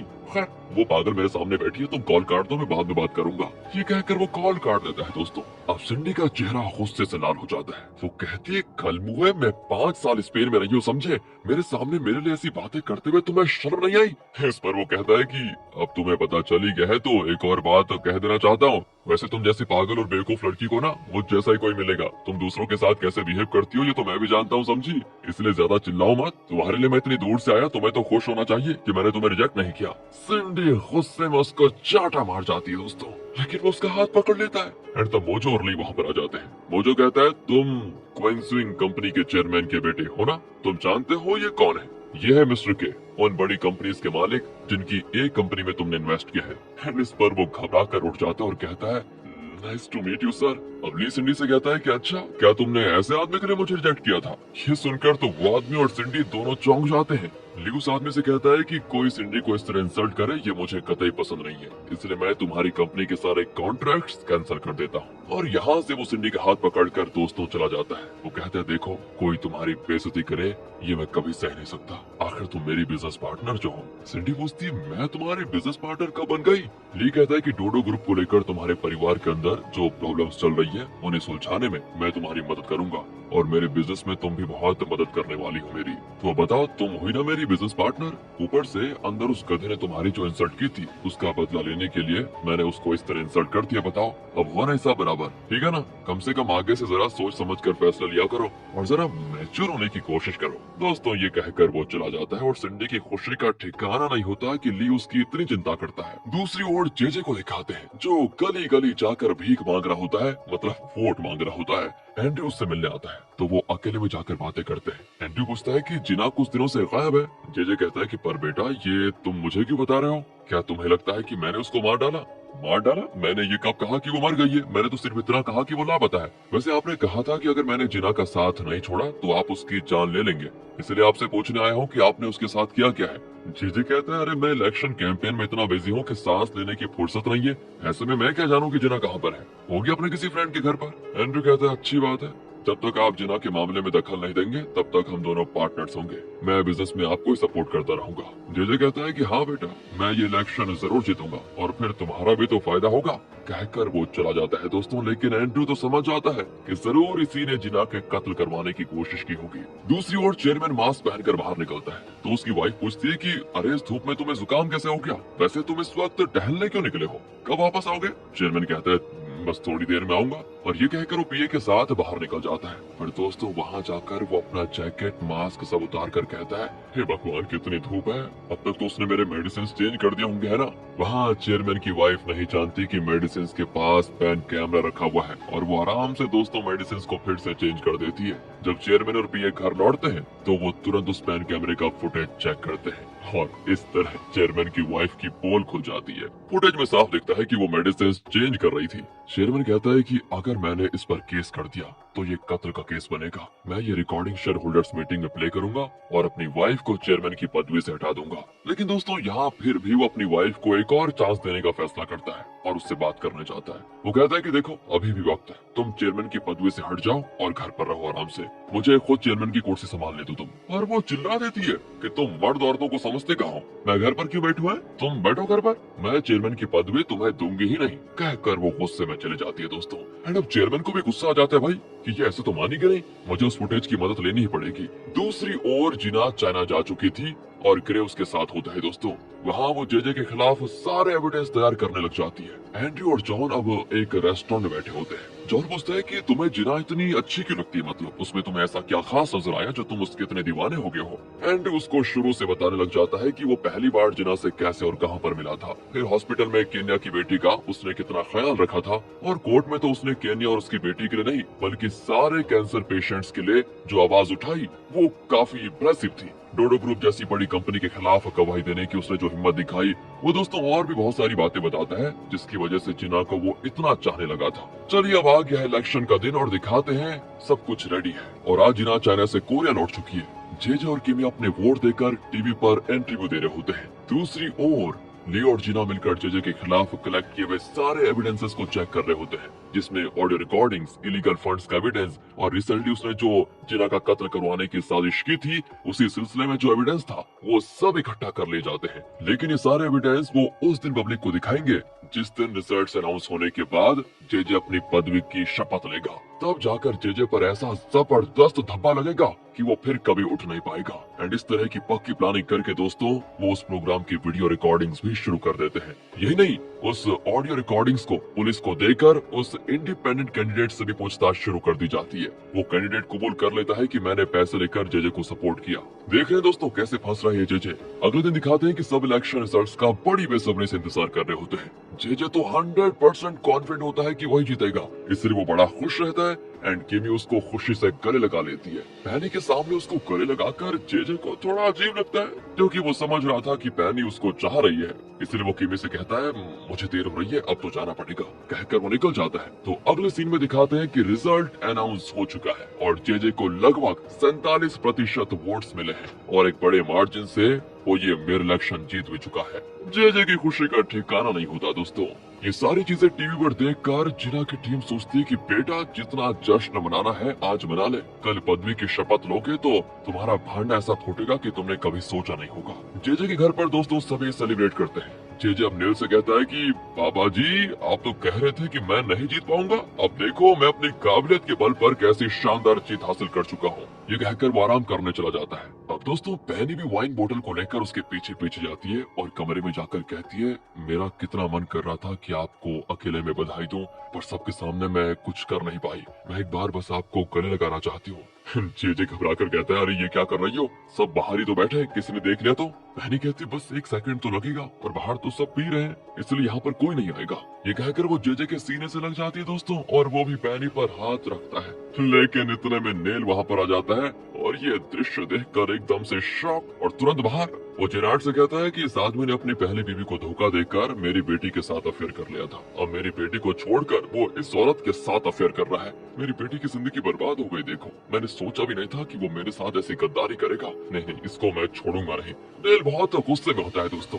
इतने में पैनी आ जाती है जो नेल की बातें सुनकर मन ही मन हंसती है, क्योंकि यही तो उसकी चाल थी कि इनके बीच दरार पड़े। एंड इसी मकसद से वो जेजे को सपोर्ट कर रही थी। अगले दिन जेजे मेयर की पदवी स्वीकार करने के लिए बिल्कुल तैयार हो रहा होता है। एक तरफ तो नेल को खुशी है कि जेजे मेयर बनने वाला है, लेकिन दूसरी ओर उसे अपनी बेटी की चिंता खाई जाती है कि जेजे किमी को धोखा दे रहा है। एंड तब टीवी पर एक प्रोग्राम आता है जिसमें ली बताता है कि जेजे ने इलेक्शन कमीशन के रूल के खिलाफ इस इलेक्शन में बहुत कुछ किया है। उसने एक इंडिपेंडेंट कैंडिडेट को एक मोटी रकम देकर खरीदा और उसे अपनी पार्टी में शामिल कर लिया। कहकर दोस्तों वो उस ऑडियो रिकॉर्डिंग को प्ले करता है जो उस दिन मोजो ने उस कैंडिडेट से बात करते हुए रिकॉर्ड की थी। ये सुनकर नेल अपना माथा पीटने लगता है कि हे भगवान, इस गधे ने रिश्वत भी दी थी क्या? अब ये मेयर की कुर्सी पर नहीं, जेल के अंदर बैठेगा। मैंने इसको कितना समझाया था, पर नहीं, मेरी सुननी कहाँ थी इसने। और इन बातों से एकदम बेखबर जेजे वहाँ बच्चों से बात कर रहा होता है दोस्तों। तब ली गुलदस्ता लेकर आता और कहता है, बधाई हो अंकल जी, अब तो आप मेयर भी बनने वाले हैं। जेजे चौंक जाता है कि ये सबके सामने मुझसे मिलने क्यों आ गया। वो गुलदस्ता लेकर पूछता है कि तुम यहाँ पर करने क्या आए हो? ली कहता है, करने क्या आए हो क्या मतलब, मैं आपको बधाई देने आया हूँ अंकल जी, अब जेल जो जाने वाले हैं। इतने में दोस्तों वहाँ पर पुलिस ऑफिसर्स आकर जेजे को अरेस्ट कर लेते हैं और कहते हैं कि इलेक्शन के रूल्स का अगेंस्ट आपने रिश्वत देकर ये इलेक्शन जीता है। एंड तब ली कहता है कि अंकल जी, ये तो सिर्फ ट्रेलर है, मैं पिक्चर तो अब शुरू करने वाला हूँ। जेजे की आंखें शौक के मारे खुले की खुली रह जाती है। हाँ, देखा कि जेजे मेयर इलेक्शन जीत गया है और पदवी की शपथ लेने से पहले टीवी पर उसके सारे इलीगल कामों का एविडेंस दिखाया गया था और इस बात से बेखबर वो शपथ लेने भी चला गया था। लेकिन वहाँ पर उसका सामना ली से हुआ जिसने कहा कि तुम जेल जाओगे। बस दोस्तों, इतने में पुलिस आकर जेजे को अरेस्ट कर लेती है क्योंकि उसने इलेक्शन कमीशन के रूल्स के अगेंस्ट रिश्वत देकर एक इंडिपेंडेंट कैंडिडेट को अपनी पार्टी में शामिल करवा लिया था। तो इस पार्ट में पुलिस जेजे को अरेस्ट करके लेकर जाती है तो मीडिया वाले उससे सवाल करते हैं कि आप पर लगा हुआ इल्जाम किस हद तक सच है, बताइए। जेजे कहता है, जो भी कोई इस देश की जनता की भलाई करने की कोशिश करता है ना, तो जलन के मारे कुछ लोग उस पर लांछन लगाने की पूरी कोशिश करते हैं। मेरे साथ भी यही हुआ है, पर मैं खुद को बेगुनाह साबित करके रहूंगा क्योंकि वही सच है। एंड दोस्तों, तब जीना आती है जिसको देखकर जेजे चौंक जाता है। जीना कहती है, क्यों मिस्टर जेजे, डर गए क्या? मैं भूत नहीं हूँ। तुमने मुझे मारने की कोशिश जरूर की थी, लेकिन मैं बच गई देखो, और अब देखो मैं तुम्हारा क्या हाल करती हूँ। जेजे भी कहता है कि मुझे पता है तुमने और ली ने मिलकर मुझे इसमें फंसाया है। मेरे खिलाफ उठ खड़े होने की हिम्मत सिर्फ तुम में और ली में है, और मेरा पावर क्या है ये मैं जल्दी बताऊंगा तुम सबको। टीवी पर दोस्तों ये खबर देखकर चेयरमैन की वाइफ कहती है, ये जिना इतना कुछ करेगी मैं सोच भी नहीं सकती थी। नाथन कहता है कि मम्मी, ये बहुत ही अच्छा मौका है, जेजे के बिना एंड्रयू कुछ भी नहीं है, इसलिए हम अब उसको आसानी से इस जूडो ग्रुप से निकाल सकते हैं। तभी नाथन का असिस्टेंट कहता है कि एंड्रयू ने कुछ शेयर होल्डर्स की एक सीक्रेट मीटिंग बुलाई है। चेयरमैन की वाइफ कहती है, इससे पहले कि उसकी मीटिंग हो हम एक सीक्रेट मीटिंग बुलाएंगे जिसमें हम एंड्रयू को डोडो ग्रुप से बाहर करने का फैसला लेंगे। वहाँ एंड्रयू शेयर होल्डर्स के लिए वेट कर रहा होता है, लेकिन बहुत देर बाद भी कोई नहीं आता दोस्तों। और तब उसका असिस्टेंट आकर बताता है कि चेयरमैन की वाइफ ने उन सारे शेयर होल्डर्स को अपनी अलग मीटिंग में बुला लिया है, इसलिए यहाँ पर कोई नहीं आएगा। और वहाँ मीटिंग में चेयरमैन की वाइफ कहती है कि सुनो, इस कंपनी के चेयरमैन होने के नाते मैं ये कहना चाहती हूँ कि सभी शेयर होल्डर्स की जो मीटिंग होगी उसमें आप सबको मुझे सपोर्ट करना होगा। मेरे पति की एक्चुअली तबीयत बहुत खराब है, वो व्हील चेयर से उठ नहीं सकते, इसलिए उस मीटिंग में आप सबको चाहिए कि एंड्रयू को वोट आउट कर दे, यानी उसे वॉइस चेयरमैन की पदवी से हटा दे। नाथन कहता है कि मेरी माँ बिल्कुल ठीक कहती, उस मीटिंग में मुझे आप सबको सपोर्ट करना है और आगे यहाँ वही होगा जो मैं चाहूंगा। लेकिन दोस्तों, कोई शेयर होल्डर अपना मुंह तक नहीं खोलता और इतने में एंड्रयू आकर पूछता है कि इन लोगों को मैंने बुलाया था, लेकिन आप इन्हें यहाँ पर क्यों लेकर आ गई? चेयरमैन की वाइफ दोस्तों उसकी बहुत इंसल्ट करती है कि तुम ठहरे जेजे के हाथ की कठपुतली, जब वो खुद जेल में सड़ने वाला है तो तुम यहाँ पर क्या करोगे? तुम्हारी यहाँ पर कोई जगह नहीं है। दरअसल दोस्तों, शेयर होल्डर्स को उम्मीद थी कि एंड्रयू किसी तरह डोडो ग्रुप को तरक्की की राह पर लेकर जाएगा, लेकिन चेयरमैन की वाइफ की बातों से लगता है कि वो एंड्रयू को कंपनी से बाहर करने वाली है, इसीलिए और कोई रास्ता न पाकर वो नाथन को सपोर्ट करने का फैसला करते हैं। एंड्रयू गुस्से में बाहर आ जाता है। अब यहाँ जेजे को दिखाते हैं जेल में, बेचारा बैठा सोच रहा है कि मेरे साथ इतना बड़ा धोखा किया किसने। हालांकि उसे ली और जिना पर शक तो है, लेकिन कंफर्मेशन नहीं है। वो आगे ये भी सोचता है कि अगर उन्होंने ये किया तो उन्होंने किस तरह इस प्लान को अंजाम दिया होगा। एंड वो इन ख्यालों में होता है कि अचानक उसे पैनी की याद आती है। ओह, कहीं उसने मेरे साथ धोखा तो नहीं कर दिया? नहीं, वो ऐसा तो नहीं कर सकती। बस वो अपनी इसी सोच में रहता है। तो इसी बीच बॉडीगार्ड उससे मिलने आता है। उससे फोन लेकर जेजे अपने ससुर यानी नेल को कॉल करता है और वो फोन पर गालियों की बरसात करता है कि तुम्हारी खोपड़ी में अकल है या गोबर भरा हुआ है? एक काम भी ढंग से नहीं कर सकते क्या? चीटिंग करने का टैलेंट नहीं है तो फिर किया क्यों तुमने? जेल में सड़ो, मुझे कोई फर्क नहीं पड़ेगा। मैं तो खुश हूँ कि मेरी बेटी की जिंदगी से तुम निकल जाओगे और अब मेरा और तुम्हारा कोई रिश्ता ही नहीं है और न ही मैं तुम्हारी कोई मदद करने वाला। वहाँ किमी कहती कि पापा ऐसा मत कहिए और यहाँ जेजे परेशान हो जाता है। वो बॉडीगार्ड से कहता है कि तुम अब पैनी का पीछा करो, जरूर इस प्लान में वो भी मिली हुई होगी। बॉडीगार्ड कहता है कि मिली भी होगी, मुझे तो शुरू से उस पर शक था, पर आप तो उस पर एकदम फिदा थे ना। खैर, मैं उसे फॉलो करके देख कर बताता हूँ आपको। अब दोस्तों वो जेजे के लिए एक बहुत बड़े लॉयर को अरेंज करता है, लेकिन उस लॉयर के बजाय उसका असिस्टेंट आया होता है जो बहुत ही यंग और इनएक्सपीरियंस्ड लगता है। दोस्तों जेजे कहता है मुझे तुम्हारे सीनियर से मिलना है, पर वो कहता है आप मुझसे बात कीजिए, मैं जरूर आपकी मदद कर सकता हूँ। जेजे बताता है कि ये छोटा सा केस है और किसी ने प्लान करके मुझे फंसाने की कोशिश की है। मुझे और उस इंडिपेंडेंट कैंडिडेट को आमने सामने बिठाकर बात करवाओ, तब जाकर तुम्हें सच का पता चलेगा। मैंने अपनी तरफ से उससे मिलने की कभी कोशिश की नहीं थी। तुम चाहो तो मेरे सारे कॉन्टेक्ट डिटेल्स चेक कर सकते हो। दोस्तों अब उस इंडिपेंडेंट कैंडिडेट को बुलाया जाता है और उसका लॉयर भी होता है जो कि जॉन है। वो जेजे को चिढ़ाने में कोई कसर नहीं छोड़ता, पर जेजे उस पर ध्यान नहीं देता और कैंडिडेट से पूछता है कि सच बताओ, क्या मैंने तुमसे मिलने की कोशिश की और क्या मैंने तुम्हें जबरदस्ती पैसे देकर अपनी पार्टी में लिया? पर वो कहता है कि अब इन बातों का कोई मतलब नहीं रहता, कम से कम आगे से हमें कोई गलती नहीं करनी चाहिए। दोस्तों ये सुनकर जेजे गुस्सा हो जाता है और कहता है तुम जिन लोगों के हाँ में हाँ मिला रहे हो ना, उन्हीं लोगों ने मुझे फंसाया है, सच बताऊं तो, और वो लोग तुम्हें भी वक्त आने पर खत्म कर देंगे, इसलिए अभी सच बता दो तो शायद तुम बच सकते हो। लेकिन दोस्तों इतने में उस इंडिपेंडेंट कैंडिडेट के इंजेक्शन का वक्त हो जाता है। उसे एक्चुअली डायबिटीज है तो वो मुड़कर इंसुलिन इंजेक्शन लगा लेता है एंड इस बात को जेजे नोट कर लेता है। वहाँ की मी नेल पर जोर डालती है कि पापा प्लीज जेजे को छुड़ाने के लिए कुछ कीजिए ना, पर वो कहता है कि उसने मेरी पीठ पीछे न जाने क्या क्या किया है, मैं उसकी कोई मदद नहीं करूंगा और हाँ तुम्हारे लिए भी अच्छा होगा कि तुम उसे डिवोर्स दे दो। पर पापा आपने तो कहा था कि वो मेरे लिए परफेक्ट मैच है, अब अचानक आप ऐसा क्यों बोल रहे हैं? आप कुछ करें ना करें लेकिन मैं अपने पति को जरूर बचाऊंगी चाहे कुछ भी हो जाए, कहकर वो चली जाती है। दोस्तों अब जिराल्ड कहता है कि सर आप किमी को बता क्यों नहीं देते कि जेजे और पैनी का अफेयर है। नेल कहता है कि मुझे लगता है पैनी जेजे को फंसाने के इरादे से ही यहाँ पर आई थी और इसीलिए वो जेजे के करीब जाने की कोशिश करती रहती थी। एक काम करो, उसका बैकग्राउंड चेक करो और पता लगाओ कि वो असल में किसके लिए काम कर रही है। अगले सीन में आ जाइए दोस्तों। पैनी मोजो से मिलने जा रही होती है लेकिन एक कार उसका पीछा करने लगती है तो वो गाड़ी रोक देती है। असल में जेजे का बॉडीगार्ड उसका पीछा कर रहा था और वो नहीं चाहता कि पैनी उस पर शक करे, इसीलिए वो तुरंत आगे निकल जाता है। लेकिन वो जिराल्ड को कॉल करता है कि पैनी को शायद मुझ पर शक हो गया है, इसलिए मैं आगे निकल गया हूँ, पर एक काम करो तुम उसे फॉलो करना जारी रखना। जिराल्ड भी दोस्तों पैनी को फॉलो करता है एंड इस बात से बेखबर पैनी सीधे जाकर मोजो से मिलती है। मोजो कहता है कि अब तुम्हें जेजे के घर से निकल जाना चाहिए, बहुत दिन वहाँ पर रुकना ठीक नहीं है क्योंकि उन्हें जल्दी तुम पर शक होगा, तुम कहीं दूर चले जाओ जहाँ तुम्हें कोई पहचानता नहीं है। पर पैनी कहती जब तक ये केस खत्म नहीं हो जाता मैं वहीं पर रहूंगी और अपनी सुरक्षा खुद कर लूंगी, किसी को मुझ पर शक नहीं होगा, तुम फिक्र मत करो। अब दोस्तों मोजो उसको एक ब्रेसलेट देता है और कहता है इसमें एक ट्रैकिंग डिवाइस है जो तुम्हारी लोकेशन मुझे बताता रहेगा, अगर कभी तुम्हें कोई मुसीबत हो तो इसका बटन दबा देना, मैं तुम्हें बचाने आ जाऊंगा। इन दोनों को बात करते हुए दोस्तों जिराल्ड फोटो ले लेता है एंड वो नेल को कॉल करके बताता है कि आपका शक बिल्कुल सही निकला बॉस, पैनी ही वो खुफिया है जो हमारे बीच रहकर हमारे खिलाफ काम कर रही थी। वहाँ जेजे जेल में खाना खा रहा होता है, लगता है बाकी लोग भी लंच के लिए चले गए हैं। जेजे का जो सीनियर लॉयर है वो कैमरा ऑफ करके जेजे से बात करने जाता है और बताता है मुझे माफ कीजिए मैं कुछ कर नहीं सकता। जेजे उस पर चिल्ला जाता है कि ये कहने के लिए मैंने तुम्हें अपना लॉयर बनाया था है? तो मुझे बेल दिलवाओ और मैं कोर्ट में ये साबित करूंगा कि ये सब ली और जिना की चाल थी। एक काम करो, ली और जिना को किसी झूठे केस में फंसाओ, तब जाकर हम प्रूव कर पाएंगे कि उनके एविडेंस में झूठे हैं। उन पर जल्दी से कोई केस करवा दो, जैसे illegal lobbying, income tax rate, कुछ भी, मतलब तुम कुछ भी करवा दो, लेकिन उनके ऊपर केस करो।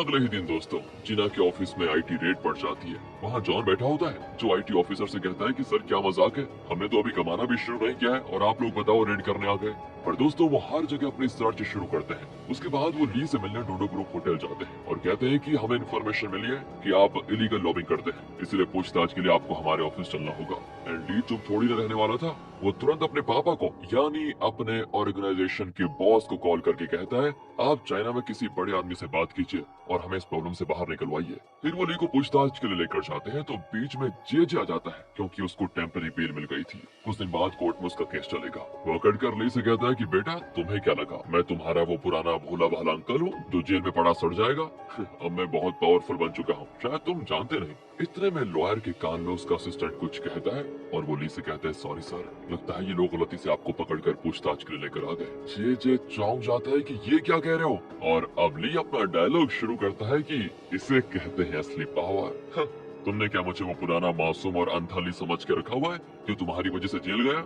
ये मेरा नया अवतार है अंकल जी, इस गेम को तो मैं ही जीतूंगा, कहकर वो चला जाता है। दोस्तों जे की चढ़न दोस्तों नेक्स्ट लेवल पर हो जाती है, लेकिन उसका लॉयर कहता है कि सर चाइना के बहुत पहुंचे हुए आदमी का फोन आया था, इसलिए हमें इसे छोड़ना पड़ा। अगर हम इससे पूछताछ करेंगे तो हम पर ही शक होगा।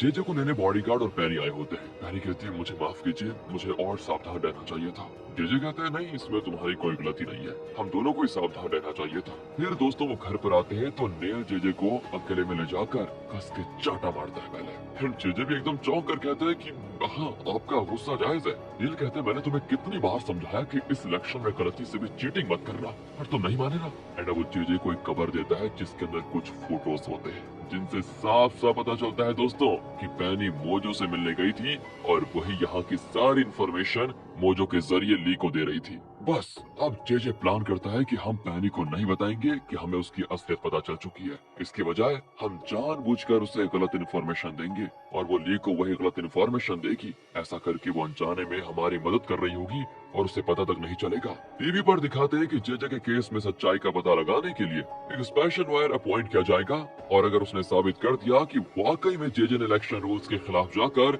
दूसरे कैंडिडेट को रिश्वत दी तो जे को कड़ी सजा मिलेगी। ये सब कुछ देखकर टीवी पर ली फैसला करता है कि फिलहाल तो नेल जे का साथ दे रहा है और अगर हमने किसी तरह जे से नेल का सपोर्ट छीन लिया तो जे को आसानी से गिरा पाएंगे। दोस्तों वो नेल के साथ मीटिंग करता है और कहता है जे गलती पे गलती किए जा रहा है, इसलिए मैं चाहता हूँ कि आप उसका साथ न दें। अगर आपने मेरा कहा माना तो अगले प्रेसिडेंट इलेक्शन में मेरा पूरा सपोर्ट आपको मिलेगा और मेरी पहुंच कितनी ऊंची है ये तो अब तक आप जान ही गए होंगे। वैसे दोस्तों एक तरफ तो नेल प्रेसिडेंट की पदवी के नाम से ललचा जाता है, लेकिन फिर भी कहता है कि तुम कुछ भी कह लो मैं जे का साथ नहीं छोड़ सकता, मैं हमेशा उसी को सपोर्ट करूंगा। कोई बात नहीं, आगे आपकी मर्जी सर, ये कहकर ली और मोजो बाहर निकल जाते हैं। मुझे पूछता है, क्या तुमने जो कहा वो सच था? अगर नेल तुम्हारी बात मान जाता है तो क्या तुम प्रेसिडेंट इलेक्शन में उसको सपोर्ट करोगे? ली हंसता है कि मैंने तो यूं ही कह दिया। ऐसे हरामखोर और रिश्वतखोर लोगों के हाथ में अगर इस देश की जिम्मेदारी सौंपेंगे तो सोचो पूरे मुल्क को डुबा कर रहेंगे ये लोग। यहाँ से सीधे प्रेस मीट को दिखाते हैं जहाँ नेल जे के सपोर्ट में कहता है कि चाहे कितने भी झूठे एविडेंस पेश किया जाए लेकिन मेरा दामाद जे उन सब से निकल कर आएगा और तब उसका असली और सच्चा रूप आपको दिखेगा कि वो कितना अच्छा इंसान है। दूसरी ओर दोस्तों सरकार की तरफ से एक लॉयर को सिलेक्ट किया जाता है जिसका अब तक कोई खराब रिकॉर्ड नहीं है और जो ईमानदार भी है। वैसे उस लॉयर को जे के केस को कोर्ट में पेश करना है जिससे पता चलेगा कि उस पर इल्जाम सही है या फिर गलत, और उस काम के लिए सरकार जिना को चुनती है। दोस्तों है ना इंटरेस्टिंग? तो यहाँ जे बाहर में पैनी के साथ ड्रिंक कर रहा होता है। वो बताता है कि वो इंडिपेंडेंट कैंडिडेट जेल में है और मैंने उसे वही मरवाने का फैसला किया है। पैनी चौंक कर पूछती है, तो ये कैसे कर पाएंगे आप, वो भी जेल के अंदर? जे कहता है कि मेरे पास एक आइडिया है बहुत बढ़िया। एक्चुअली वो इंसुलिन का इंजेक्शन लेता है, इसलिए अगर हम उसके इंजेक्शन में जहर मिला दें तो इंजेक्शन लेते ही वो मर जाएगा। दोस्तों देखा आपने, इस तरह वो पैनी को जानबूझकर अपना प्लान बताता है क्योंकि वो जानता है कि पैनी सीधे जाकर मोजो को ये बात बताएगी तो पैनी भी मोजो को बता देती है। तो वो कहता है कि अगर उसने ऐसा कर दिया तो वो और फंस जाएगा, ये तो अपने आप में उसके खिलाफ एक स्ट्रॉन्ग एविडेंस बन जाएगा, फिर हम आसानी से प्रूव कर पाएंगे कि वो कितना बड़ा क्रिमिनल है। दोस्तों इसके बाद वो ये बात ली को भी बताता है और वो इसी के इर्द गिर्द अपना अगला प्लान बनाते हैं। जिना ली से दूर रहने की कोशिश करती है और उसे अवॉइड करने लगती है, लेकिन दोनों को जे से बदला जो लेना है और इसलिए ना चाहते हुए भी दोनों को साथ में काम करना पड़ रहा है। अब जिना ली को सच बताना तो चाहती है क्योंकि वो उससे बहुत प्यार जो करती है, लेकिन क्योंकि मोजो ने उसको मना किया था कि तुम्हारी यादें ली की जान ले सकती है, इसलिए वो ली को दोस्तों अवॉइड करती है। एंड ये बात भी ली नोटिस कर लेता है और आखिरकार सीधे सीधे पूछ लेता है कि तुम मुझे इस तरह अवॉइड क्यों करती हो, तुम्हारे उस बॉयफ्रेंड एंड्रू की वजह से क्या? जिन्हें कहती नहीं ऐसी कोई बात नहीं है, पर तुम मेरी पर्सनल बातों में दखल ना दो तो अच्छा ही रहेगा। ली कहता है देखो मुझे तुम्हारे पर्सनल मामलों में इंटरेस्ट तो है नहीं, सच कह दूं, पर हाँ हम दोनों का मकसद एक है, जेजे को मिटाना। इसलिए मैं तुम्हारे साथ ज्यादा वक्त बिताना चाहता हूँ, तुम्हारे साथ मिलकर जेजे के खिलाफ प्लान बनाकर। क्योंकि तुम हंसती हो तो मुझे भी खुशी होती है, पर मैं इसकी वजह नहीं जानता। तो अगर तुम मुझे अवॉइड नहीं कर रही तो आज रात मेरे साथ डिनर करोगी क्या? जीना की समझ में नहीं आता कि वो क्या कहे, क्योंकि ये बहुत ही ऐसी बात हो गई कि वो ना तो कह नहीं सकती। वो मोजो को एक नजर में देखती है कि अब क्या करो, एंड वो भी इशारे से समझाता है कि ठीक है चलो, लेकिन हाँ इस बात का ध्यान रखना कि उसे तुम्हारे बारे में कुछ पता ना चले। चले दोस्तों, अगले सीन में ली और जीना रेस्टोरेंट में बैठकर डिनर कर रहे होते हैं। तभी वहाँ पर सिंडी आ जाती है, जो ली और जीना को साथ देखकर जलकर पूरी तरह राख हो जाती है। वो तुरंत एंड्रू को कॉल करके कहती है जीना तो तुम्हारी गर्लफ्रेंड है ना, तुमने उसे किसी के साथ ऐसे कैसे भेज दिया? यहाँ तुम्हें पता है ली और जीना हंस कर बातें कर रहे हैं, तुम आकर जीना को लेकर जाओ। पर दोस्तों एंड्रू कहता है कि देखो मुझे पता है वो दोनों जेजे के केस के बारे में डिस्कस कर रहे होंगे, तुम बेकार में मेरा सर मत खाओ। रखो फोन, कहकर वो कॉल ही काट देता है। पर सिंडी नहीं मानती और उनके टेबल के पास जाकर ली से कहती है सुनो, मुझे तुमसे इम्पोर्टेंट बिजनेस की बात करनी है, अभी उससे कहो अभी यहाँ से निकल जाए। जीना तुरंत उठ जाती है और कहती है हम फिर कभी डिस्कस करेंगे। अब ये कहकर वो चले जाती है।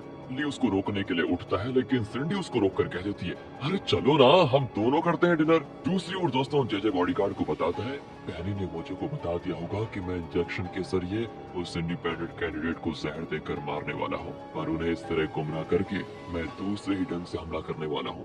अगले सीन में पैनी बाहर जा रही होती है तो नेल कहता है मुझे हॉस्पिटल पहुँचा दोगी क्या? वो कहती है ठीक है सर, मैं लेके चलती हूँ। कहकर वो नेल को कार में लेकर जाती है। पर दोस्तों नेल उसे एक हॉस्पिटल का नाम बताता है जो बहुत दूर है। पैनी पूछती है कि घर के पास का कोई अच्छा हॉस्पिटल क्यों नहीं देख लेते आप, इतनी दूर आने की क्या जरूरत है? नेल कहता है एक्चुअली वो एक स्पेशलिटी हॉस्पिटल है जहाँ का ट्रीटमेंट कहीं और नहीं मिलता। आखिर वो उस हॉस्पिटल पहुँच जाते हैं। वहाँ लोग भी बहुत कम होते हैं दोस्तों। नेल कहता है कि यहाँ सिर्फ वही लोग आते हैं जिन्हें रेयर डिजीज होते हैं, जो बहुत बीमार होते हैं मतलब। पैनी पूछती है कि ऐसे किस पेशेंट से मिलने आए हैं आप? नेल कहता है कि वो पेशेंट तुम हो, तुम्हारी तबीयत बहुत खराब जो होने वाली है। दोस्तों ये सुनकर पैनी को एहसास हो जाता है कि वो पकड़ी गई, उसकी असलियत अब इनको पता चल चुकी है। इतने में जेरार्ड और उसके कुछ आदमी पैनी को पकड़कर कमरे के अंदर खींच कर लेकर जाते हैं। असल में नेल को डर है कि पैनी कोर्ट में जेजे के खिलाफ कोई गवाही न दे दे, इसलिए उसने पैनी को पकड़कर यहाँ पर बंद करवाने का प्लान किया। वो उसे बेड के साथ बांध कर रखते हैं। नेल उसको एक फॉर्म दिखाता है जिस पर जबरदस्ती उसका फिंगरप्रिंट लिया गया था। नेल कहता है कि इसमें लिखा है कि तुम्हें बहुत ही खतरनाक बीमारी है और इसलिए तुम कहीं बाहर नहीं जा सकती और ना ही कोर्ट में जेजे के खिलाफ गवाही दे सकती हो। पैनी पूछती है क्या आप लोग मुझे जान से मारने वाले हैं? नेल कहता है कि ये तुमने क्या पूछ लिया, मैं जेजे जैसा जल्लाद थोड़ी ना हूँ जो तुम्हारी जान लूंगा, पर हाँ तुम इस कमरे के बाहर कदम नहीं रख पाओगी। ये कहकर वो चला जाता है। पैनी दोस्तों चिल्लाती है, बड़बड़ाती है, वहाँ से निकलने की कोशिश करती है, पर वो हिल भी नहीं पाती। दूसरी ओर जेल में बीमार कैदियों को उनके मेडिसिन दिए जाते हैं और इंडिपेंडेंट कैंडिडेट भी अपना इंजेक्शन लेने आता है, लेकिन तभी पीछे से कैदी कोई मेडिसिन निकालता है एंड गार्ड्स उसको तुरंत पकड़ लेते हैं कि यही जेजे का आदमी होगा जो कैंडिडेट को मारने के लिए जहर वाला इंजेक्शन लेकर आया है। तो ग्रे भी मोजो को ये बात बता देता है और मोजो ली से कहता है कि जेल में जो जेजे का आदमी आने वाला था ना, वो पकड़ा गया है। तो अगर हमने साबित कर दिया कि उस इंजेक्शन में जहर मिला है तो फिर जेजे पूरी तरह फंस जाएगा। दूसरी ओर दोस्तों जेजे को पता चलता है तो वो बड़ा खुश होता है कि उसने जिस आदमी को सेट किया था वो प्लान के मुताबिक पकड़ा गया। एंड अब वो तैयार होकर कोर्ट जाता है जहाँ मुकदमा चलने वाला है। मीडिया वाले उससे सवाल करते हैं कि आप इस केस में खुद को बेगुनाह साबित कर पाएंगे क्या? बिल्कुल करूंगा, क्योंकि मुझ पर झूठा इल्जाम जो लगाया गया है, शायद आज भी कोई झूठा इल्जाम लगा दे मेरे ऊपर, लेकिन मैं झूठ से नहीं डरता क्योंकि मेरे पास सच की शक्ति है। और ये सारी चीजें कर कौन रहा है? आपको किस पर शक है? इतने में दोस्तों ली और जिना की टीम वहाँ पर आ जाती है तो जेजे उनकी ओर इशारा करता है। मीडिया वाले तो ली की तरफ भागते हैं। ली कहता है कि कुछ देर में कोर्ट में हम सारा एविडेंस पेश करने वाले हैं, तब पता चलेगा कि जेजे का असली रंग क्या है। जेजे को दिखाते हैं दोस्तों जो स्माइल करता है कि गेम में यहाँ ट्विस्ट आ गया है बच्चा। और यहाँ पर होते देखा कि जेजे के ऊपर जो करप्शन का केस लगा था उसकी पहली सुनवाई के लिए वो कोर्ट आया होता है और ली और जिना की टीम भी वहाँ पर पहुँच जाती है। एंड इस पार्ट की शुरुआत में मोजो पैनी को कॉल करता है क्योंकि उसकी गवाही से ये केस और स्ट्रॉन्ग हो जाएगा और जेजे को सजा जरूर मिलेगी। पर कॉल लगता ही नहीं दोस्तों। क्योंकि पैनी का फोन तो उसके पास है ही नहीं और उसे एक दूर दराज की किसी हॉस्पिटल में, आपको पता है ना, नेल ने बंदी बना कर रखा हुआ है। और मोजो ने पैनी को जो ट्रैकर वाला ब्रेसलेट दिया था उसे पैनी ने हाथ में पहना था। उसका बटन ऑन करके वो अपनी लोकेशन मोजो को बताना चाहती है, लेकिन उसके दोनों हाथ इतने कस के बंधे हुए हैं कि वो कुछ नहीं कर पाती। एंड यहाँ कोर्ट की वेटिंग रूम में वो इंडिपेंडेंट कैंडिडेट बैठा होता है जिसे दोस्तों हम डेनिस कहेंगे, ठीक है। लियो और जिना उससे मिलते हैं और कहते हैं कि सुनो, अगर तुमने कोर्ट में हमारे पक्ष में गवाही दी तो तुम्हारे जेल में होने के बावजूद हम तुम्हारे परिवार को एक बहुत बड़ी रकम देंगे। और वो कहता है जेजे ने भी मुझे यही लालच दिया था, अब बताइए कि आप में और उसमें फर्क क्या है। इस पर ली कहता है कि अच्छा, तो क्या तुम बिना पैसे लिए मेरा काम कर दोगे, बताओ। देखो, मेरे पास तुम्हारे खिलाफ बहुत स्ट्रॉन्ग एविडेंस है, अगर तो मेरी बहुत बड़ी सजा मिलेगी। एंड दोस्तों, ली ये सारी बातें जरा धमकाने वाले टोन में कहता है, तो जॉन कहता है कि ऐसे मत धमकाओ भाई, कहीं ये डर ना जाए। तब जॉन डेनिस से कहता है कि देखो, तुम बस कोर्ट में सच बताओ और हमें कुछ नहीं चाहिए। यहाँ से वो कमरे के बाहर निकल जाते हैं, लेकिन तब जेजे कॉल करता है और वेटिंग रूम में टेबल के नीचे एक फोन रिंग करता है। दोस्तों, ये भी जेजे की सेटिंग थी। डेनिस उसे उठाकर कॉल अटेंड करता है, लेकिन जेजे की आवाज को सुनते ही वो कहता है, मैं तुम्हारी कोई भी बात नहीं सुनना चाहता, कहकर वो कॉल काटने वाला होता है। पर जेजे कहता है कि अगर तुमने कॉल काटा तो फिर तुम बहुत पछताओगे, सुन लो मेरी बात। थोड़ी देर के बाद तुम्हें एक और कॉल आएगा, अगर तुमने उस कॉल को नहीं उठाया तो सोचो तुम्हारी जिंदगी गई। इस धमकी के साथ जेजे कॉल काट देता है। अगले ही 1 मिनट में एक और कॉल आता है, लेकिन वो किसका कॉल है ये फिलहाल नहीं बताया जाता।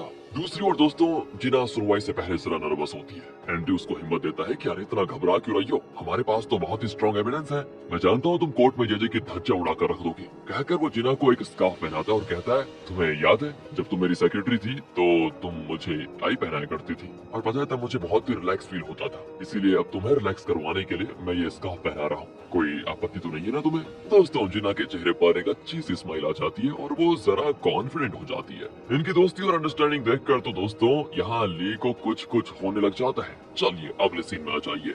जेजे एंड्रयू से कहता है कि लगता है तुम जिना के साथ बहुत खुश हो बेटा, पर तुम गलत रास्ते में जा रहे हो। एंड्रयू कहता है कि अच्छा, आप जैसे मॉन्स्टर के साथ रहने से ज्यादा खतरनाक रास्ता कुछ हो सकता है क्या? जेजे कहता है तो ठीक है, असली मॉन्स्टर को तो तुम अब देखोगे बेटा। एंड ये कहकर वो चला जाता है। यहाँ एंड्रयू भी कंफ्यूज होता है कि हमारे पास इसके खिलाफ इतने सारे एविडेंस है, पर यह कि जरा भी नर्वस नहीं लग रहा। सुनवाई शुरू होती है और सरकार की तरफ से जिना जेजे से सवाल करना शुरू करती है। वो पूछती है कि बताइए, क्या आप पर जो इल्जाम लगा है कि आपने इलेक्शन जीतने के लिए डेनिस नाम के इंडिपेंडेंट कैंडिडेट को $2.5 मिलियन रिश्वत देकर अपनी पार्टी में शामिल किया था, क्या आप इस इल्जाम को कबूल करते हैं? देखिए दोस्तों, वो क्या कहता है मैंने किसी को रिश्वत नहीं दी। हाँ, पर मैं नहीं जानता ये इल्जाम आप मुझ पर लगा क्यों रही है, क्या इसीलिए कि आपको शक है कि मैंने आपके भाई का कत्ल किया? देखिए, आपसे जो सवाल पूछा जाए सिर्फ उसी का जवाब दीजिए, केस की दिशा को मोड़ने की कोशिश मत कीजिए।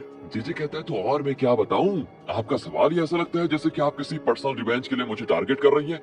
एक बेगुनाह को गुनहगार साबित करने की कोशिश कर क्यों रही है आप? दोस्तों, जिना गुस्से में उस पर चिल्ला देती है और जज जिना को वार्न करते हैं कि केस के सिलसिले में जो पूछना है सिर्फ वही पूछो, और मिस्टर जेजे जो पूछा जाए सिर्फ उसी का जवाब दीजिए। जेजे कहता है कि इनके पास मेरे खिलाफ कोई एविडेंस नहीं है, बेवजह मुझ पर इल्जाम लगा रही है। जिना कहती है एविडेंस है, और इस बात को खुद डेनिस ने कबूल कर लिया है। वो डेनिस से पूछती है कि आपने जेजे से रिश्वत ली थी ना, पर वो कहता है नहीं, इन्होंने मुझे पैसे नहीं दिए थे। बस दोस्तों, जिना चौंक कर पूछती है ये क्या कह रहे हैं आप, कहीं आप किसी की धमकी से डरकर ऐसा स्टेटमेंट तो नहीं दे रहे? तब जेजे कुछ सोचने लगता है और फ्लैशबैक में दिखाते हैं दोस्तों कि डेनिस को जो दूसरा कॉल आया था वो वीडियो कॉल था जिसमें उसकी वाइफ और बेटी होती है। उन्हें देखकर डेनिस बहुत खुश हुआ था, लेकिन फिर पता चला कि दोनों बॉडीगार्ड के साथ है। ये भी जेजे की धमकाने वाली चाल थी कि अगर तुमने कोर्ट में मेरे खिलाफ कुछ बोला तो तुम्हारा परिवार जिंदा नहीं बचेगा। उसके बाद जेजे ने डेनिस को धमकाया था कि समझदार को इशारा काफी है बेटा, और मुझे पता है कि तुम समझदार हो, तो अब कोर्ट में जो कहना है कह लेना। एंड उसी की धमकी की वजह से डेनिस कोर्ट में ये स्टेटमेंट दे रहा है दोस्तों। जिना के हर सवाल का वो ना में जवाब देता है। ली की टीम के सभी लोग चौंक जाते हैं कि ये पासा तो पलट ही क्या। इतने में जेजे अपने लॉयर को एक आइडिया देता है और वो डेनिस से पूछता है कि एक बात बताओ, जब तुम जेल में थे तो क्या तुम्हें अपनी जान को लेकर डर लगा था कि जेजे तुम्हें कभी मार डालेगा? दोस्तों, इसका भी वो ना में जवाब देता है। अब जिना जज से कहती है कि माय लॉर्ड, जेजे के खिलाफ एक और एविडेंस अभी आता ही होगा। जेल में उसने अपने आदमी से कहकर डेनिस के इंजेक्शन में जहर मिलाया था। खुशकिस्मती से वो पकड़ा गया, वरना डेनिस तो आज जिंदा नहीं बचता। इतने में जॉन उस इंजेक्शन की लैब रिपोर्ट लेकर आ जाता है। जिना उसको खोलकर देखती है तो एकदम चौंक जाती है, क्योंकि उसमें लिखा है कि उस इंजेक्शन में कोई भी जहर नहीं मिला था, वो एक नॉर्मल इंजेक्शन था सोचिए दोस्तों, जिना का सबसे इम्पोर्टेंट एविडेंस इस तरह फेल हो गया तो उसकी क्या हालत हुई होगी। उसके पक्ष का हर एविडेंस फेल हो रहा था। तो अगली सुनवाई 4 दिन के बाद होगी, ये कहकर जज कोर्ट को डिसमिस कर देते हैं। और अब यहाँ जेजे का हौसला इतना बढ़ जाता है कि बाहर आकर वो जिना को चिढ़ाता है कि एक इनोसेंट आदमी पर और कितने इल्जाम लगाओगी तुम, मेरी मानो ये केस छोड़ दो। अब जिना मोजो से कहती है कि अगर हमें अगली सुनवाई में कुछ हद तक जीतना है ना, तो पैनिक आना बहुत जरूरी है। उसे कैसे भी करके हमें ढूंढना होगा। क्या आप उसको ट्रेस कर पाए? मुझे कहता है कि हाँ, उसका फोन तो नॉट रीचेबल आ रहा है। वैसे उसका ट्रैकिंग डिवाइस भी ऑन नहीं है, पता नहीं किस हालत में होगी। पर हाँ, मैं पूरी कोशिश कर रहा हूँ उसको ढूंढने की। और ये बात ली सुन लेता है और मोजो को अकेले में ले जाकर पूछता है कि तुम अपने जिस एजेंट की बात कर रहे थे, क्या वो पैनी है? मोजो घबरा जाता है कि ली को आखिरकार पता चले गया। और वो मान ही लेता है कि हाँ, वही जेजे के साथ रहकर हमारी मदद कर रही थी और वो कोरिया छोड़कर नहीं गई थी। ली भड़क जाता है कि तुमने ऐसा क्यों किया? अगर उसे कुछ हो जाएगा तो उसकी जिम्मेदारी कौन उठाएगा, बताओ। मोजो कहता है कि तुमने तो उसे कोरिया से जाने के लिए कह दिया था, लेकिन वो तुम्हारी मदद करना चाहती थी। उसने मुझसे बहुत विनती की, इसलिए मैंने उसकी बात मान ली। ली दोस्तों इस पर चिल्ला देता है कि उसकी इतनी हिम्मत कि एक तो मैंने उसको जिंदा छोड़ा, पर वो हमारे रूल्स के खिलाफ जाकर यहीं पे रुकी थी, बताओ। और आपने मुझे बताना भी जरूरी नहीं समझा। जल्दी पैनी का पता लगाइए, वरना हम सब मुसीबत में फंस जाएंगे। दूसरी ओर दोस्तों, जेजे पैनी के पास जाता है तो देखता है कि उसने अपने हाथ खोलने की कोशिश की है। वो कहता है कि अरे तुम कुछ भी कर लो, पर यहाँ से बाहर जा ही नहीं सकती। और जब ये केस खत्म होगा तो जानती हो तुम्हारे साथ क्या करूंगा मैं? तुम्हें ले जाकर ली को सौंप दूंगा। अब मैंने सुना है कि ली ने तुम्हें जान से मारने का ऑर्डर दिया था, लेकिन फिर भी तुम्हें जिंदा छोड़ दिया उसने और तुम्हें कोरिया से निकल जाने को कहा था। तुम्हें याद होगा?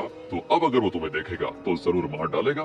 तुम भी शायद उसी के हाथों मरना पसंद करोगे, राइट? और मैं खुद तुम्हारी ख्वाहिश पूरी कर दूंगा, तुम टेंशन मत लो, कहकर वो चला जाता है। दोस्तों अब यहाँ पैनी को बड़ी टेंशन होती है कि भगवान कैसे बचूं मैं। दूसरी ओर चेयरमैन के पास आ जाइए दोस्तों, जो अपनी अब असली मेडिसिन ले रहा है। एंड देखिए तो अब जरा तंदुरुस्त भी हो गया, लगता है उसकी मेडिसिन बहुत बढ़िया काम कर रही है। उसका ब्लड प्रेशर भी बहुत नॉर्मल होने लगा था। एंड इस तरह खुद को चलने लायक बनाने के लिए वो पैरों का एक्सरसाइज कर रहा होता है, तो ये उसकी मदद करता है। अब एंड्रयू आकर पूछता है कि पापा, क्या आपको पता चला है कि कौन आपकी मेडिसिन को चेंज कर रहा था? क्या नाथन ऐसा कर रहा था? चेयरमैन कहता है कि नहीं, मेरी वाइफ ने किया था बेटा। एंड्रयू तो शॉक हो जाता है कि ऐसा भी कहीं होता है क्या? फिर वो रेस्टोरेंट जाते हैं जहाँ चेयरमैन उसको वो वीडियो फुटेज दिखाता है। एंड्रयू को इतना गुस्सा आता है कि मतलब उसका मन कर रहा है कि वो चेयरमैन की वाइफ को मार दे, लेकिन नहीं मार सकता। उसकी एक तरह से वो माँ है, लेकिन वो ये जरूर कहता है कि पापा, अब आप इस मामले को मेरे हाथ में छोड़ दीजिए, जो करना है मैं करूंगा, आप बस अपनी सेहत का ध्यान रखिए। घर पर नाथन को दिखाते वो अपनी माँ से कहता है कि माँ, मुझसे पापा की हालत देख ही नहीं जाती,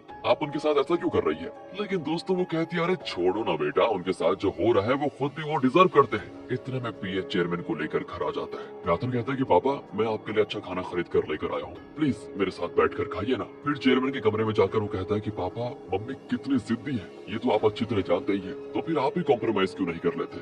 एक ही घर में आप और मम्मी इस तरह दुश्मन बन के घूम रहे हैं, बताओ कैसे चलेगा? मुझे बहुत दुख हो रहा है, आप एक काम कीजिए, सुलह कर लीजिए, कुछ दिनों के लिए मम्मी को चेयरमैन रहने दीजिए ना। दोस्तों वहाँ पर बेचारा बड़े तहे दिल से कह रहा होता है ताकि उसके पेरेंट्स के बीच मनमुटाव न हो, लेकिन चेयरमैन को लगता है कि ये अपनी माँ के कहने पर ड्रामा कर रहा है। चेयरमैन कहता है कि तुम्हारी माँ ने भेजा है क्या तुम्हें कि जाओ पापा को पट्टी पढ़ाओ और मेरे रास्ते से उनको हटा दो? तुमने और तुम्हारी माँ ने मिलकर मेरा जीना हराम करके रखा हुआ इतने सालों से। और एक बात बता दूं, तुम मेरे बेटे हो ही नहीं, निकलो यहाँ से, तुम्हारा तो मैं चेहरा भी नहीं देखना चाहता। कहकर दोस्तों वो पीए से कहता है कि मुझे नहीं चाहिए इसका ये लाया हुआ खाना, इसे कचड़े में फेंक दो। बेचारा नाथन पहली बार शायद कुछ दिल से कह रहा था और ये सब सुनकर पूरी तरह टूट जाता है, उसकी आंखें नम हो जाती है। वो बाहर आता है और सोच लेता है कि पापा, आपने कभी मुझे समझने की कोशिश नहीं की, आगे भी आप मुझे मत समझना। लगता है दोस्तों उसने बेबसी में कोई फैसला कर लिया है। दूसरी ओर जिना को दिखाते हैं, वो ली और मोजे को बताती है कि अगली सुनवाई में पैनी को कोर्ट में आना ही होगा, वरना सोचो ये केस तो पूरी तरह हाथ से गया और जेजे पूरी तरह बच जाएगा।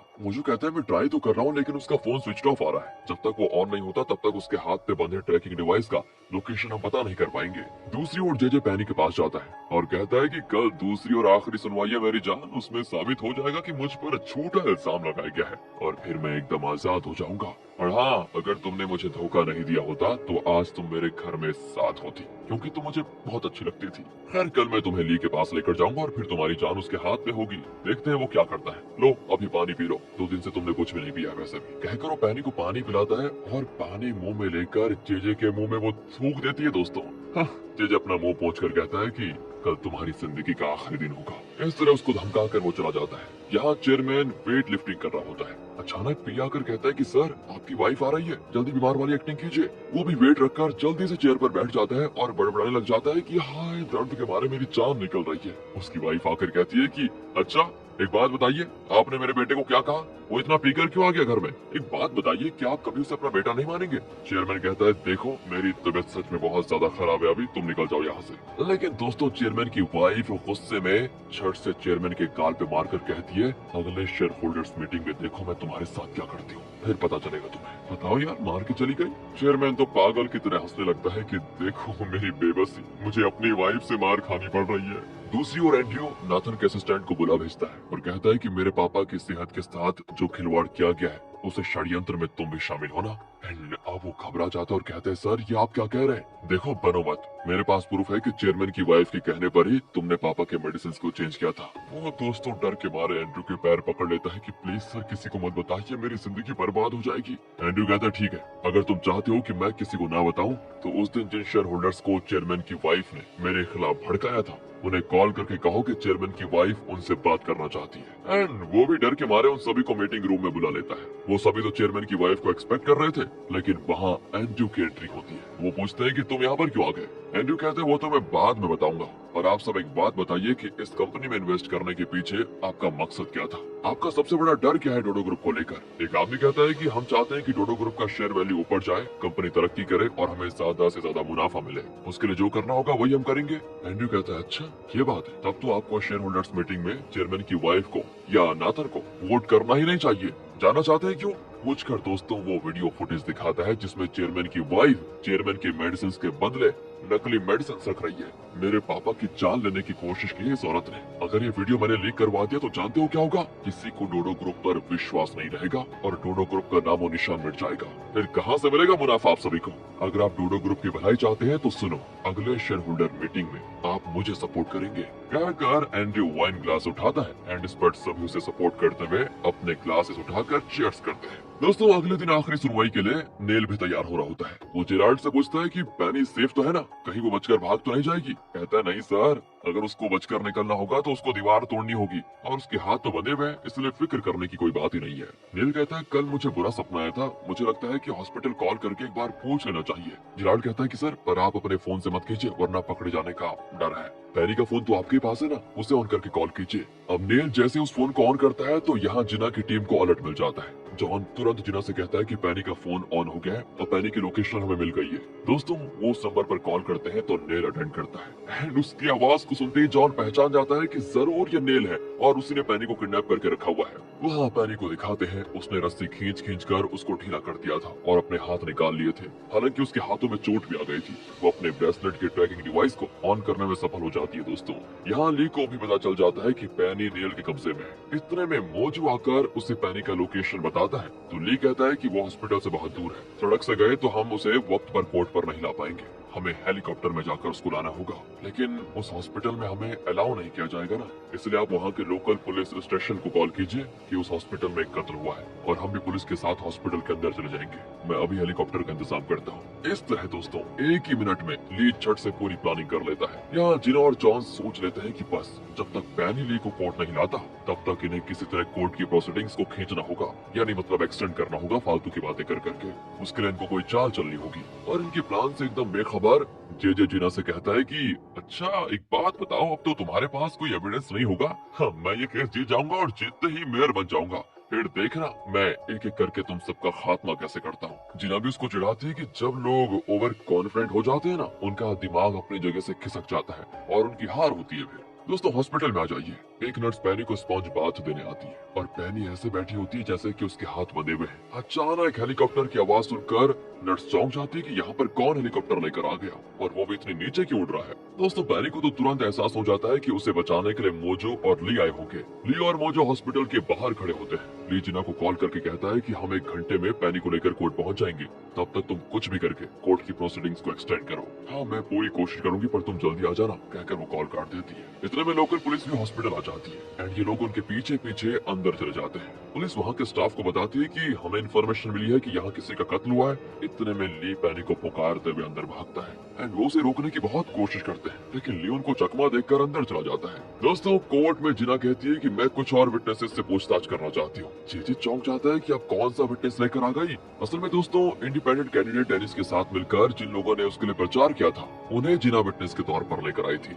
जेजे को समझ नहीं आता कि इनके स्टेटमेंट का क्या करेगी एंड जज भी चौंक जाते हैं कि तुम करना क्या चाहती हो और आखिरी सुनवाई में इतने सारे विटनेसेस के स्टेटमेंट को लेकर तुम साबित क्या करना चाहती हो। इसमें तो बहुत देर लग जाएगी। और जिना कहती है कि सच को सामने लाने के लिए थोड़ा तो इंतजार करना पड़ेगा ना, इसीलिए मैं एक एक करके पूछताछ करना चाहती हूँ, जिससे और कई सच्चाइयाँ कोर्ट के सामने आ जाएंगी। इस पर फिर क्या था, जज भी मान जाते हैं कि ठीक है, लेकिन जल्दी पूछताछ शुरू करो। दूसरी ओर दोस्तों, ग्रे पैनी को देख लेता है और फिर वो तुरंत उस कमरे में जाकर पैनी को छुड़ा लेते हैं। इतने में ली भी आ जाता है और गुस्से में पैनी को देखता है। वो बेचारी कहती है कि मुझे माफ कर दो। ली कहता है कि मैंने बॉस से बात कर ली है। तो मुझे पूछता है उन्होंने क्या कहा। बॉस ने फैसला मुझ पर छोड़ दिया है। ये सुनकर सभी को तसल्ली हो जाती है कि चलो पैनी की जान बच गई, क्योंकि ली कभी पैनी को मार नहीं सकता। तो वहाँ कोर्ट में जिना सारे विटनेसेस से एक ही सवाल कर रही होती है। तो जेजे का लॉयर कहता है ऑब्जेक्शन योर ऑनर, हमारी समझ में नहीं आ रहा कि सरकारी वकील एक बेहुदा सवाल को बार बार हर किसी से पूछकर पता क्या लगाना चाहती है। किमी नाथन से कहती है तुम्हें नहीं लगता कि ये जानबूझकर सुनवाई का टाइम बढ़ाने की कोशिश कर रही है। हाँ, छोड़ो ना, बढ़ाकर भी होने के वाला है। और तभी नेल और जेराल्ड कोर्ट में आते हैं। नेल तो बड़ा खुश होता है कि थोड़ी देर में जेजे छूट जाएगा और मेयर बन जाएगा, फिर तो अपना ही राज होगा। हाँ, यहाँ एंट्री होती है ली की। उसके साथ पैनी को देखकर नेल तो बौखला जाता है। कोर्ट रूम में जिना जज से कहती है कि मेरी आखिरी विटनेस इस केस में दूध का दूध और पानी का पानी करने वाली है। जेजे को लगता है कि ये भी कोई नकली विटनेस होगा जिसको जिना ने अरेंज किया है। और तब ली पैनी को लेकर एंटर करता है। पैनी को देखकर जेजे के पसीने छूटने लगते हैं और यहाँ पर ली जेजे को देखकर एक बढ़िया वाली स्माइल करता है। ओ यार।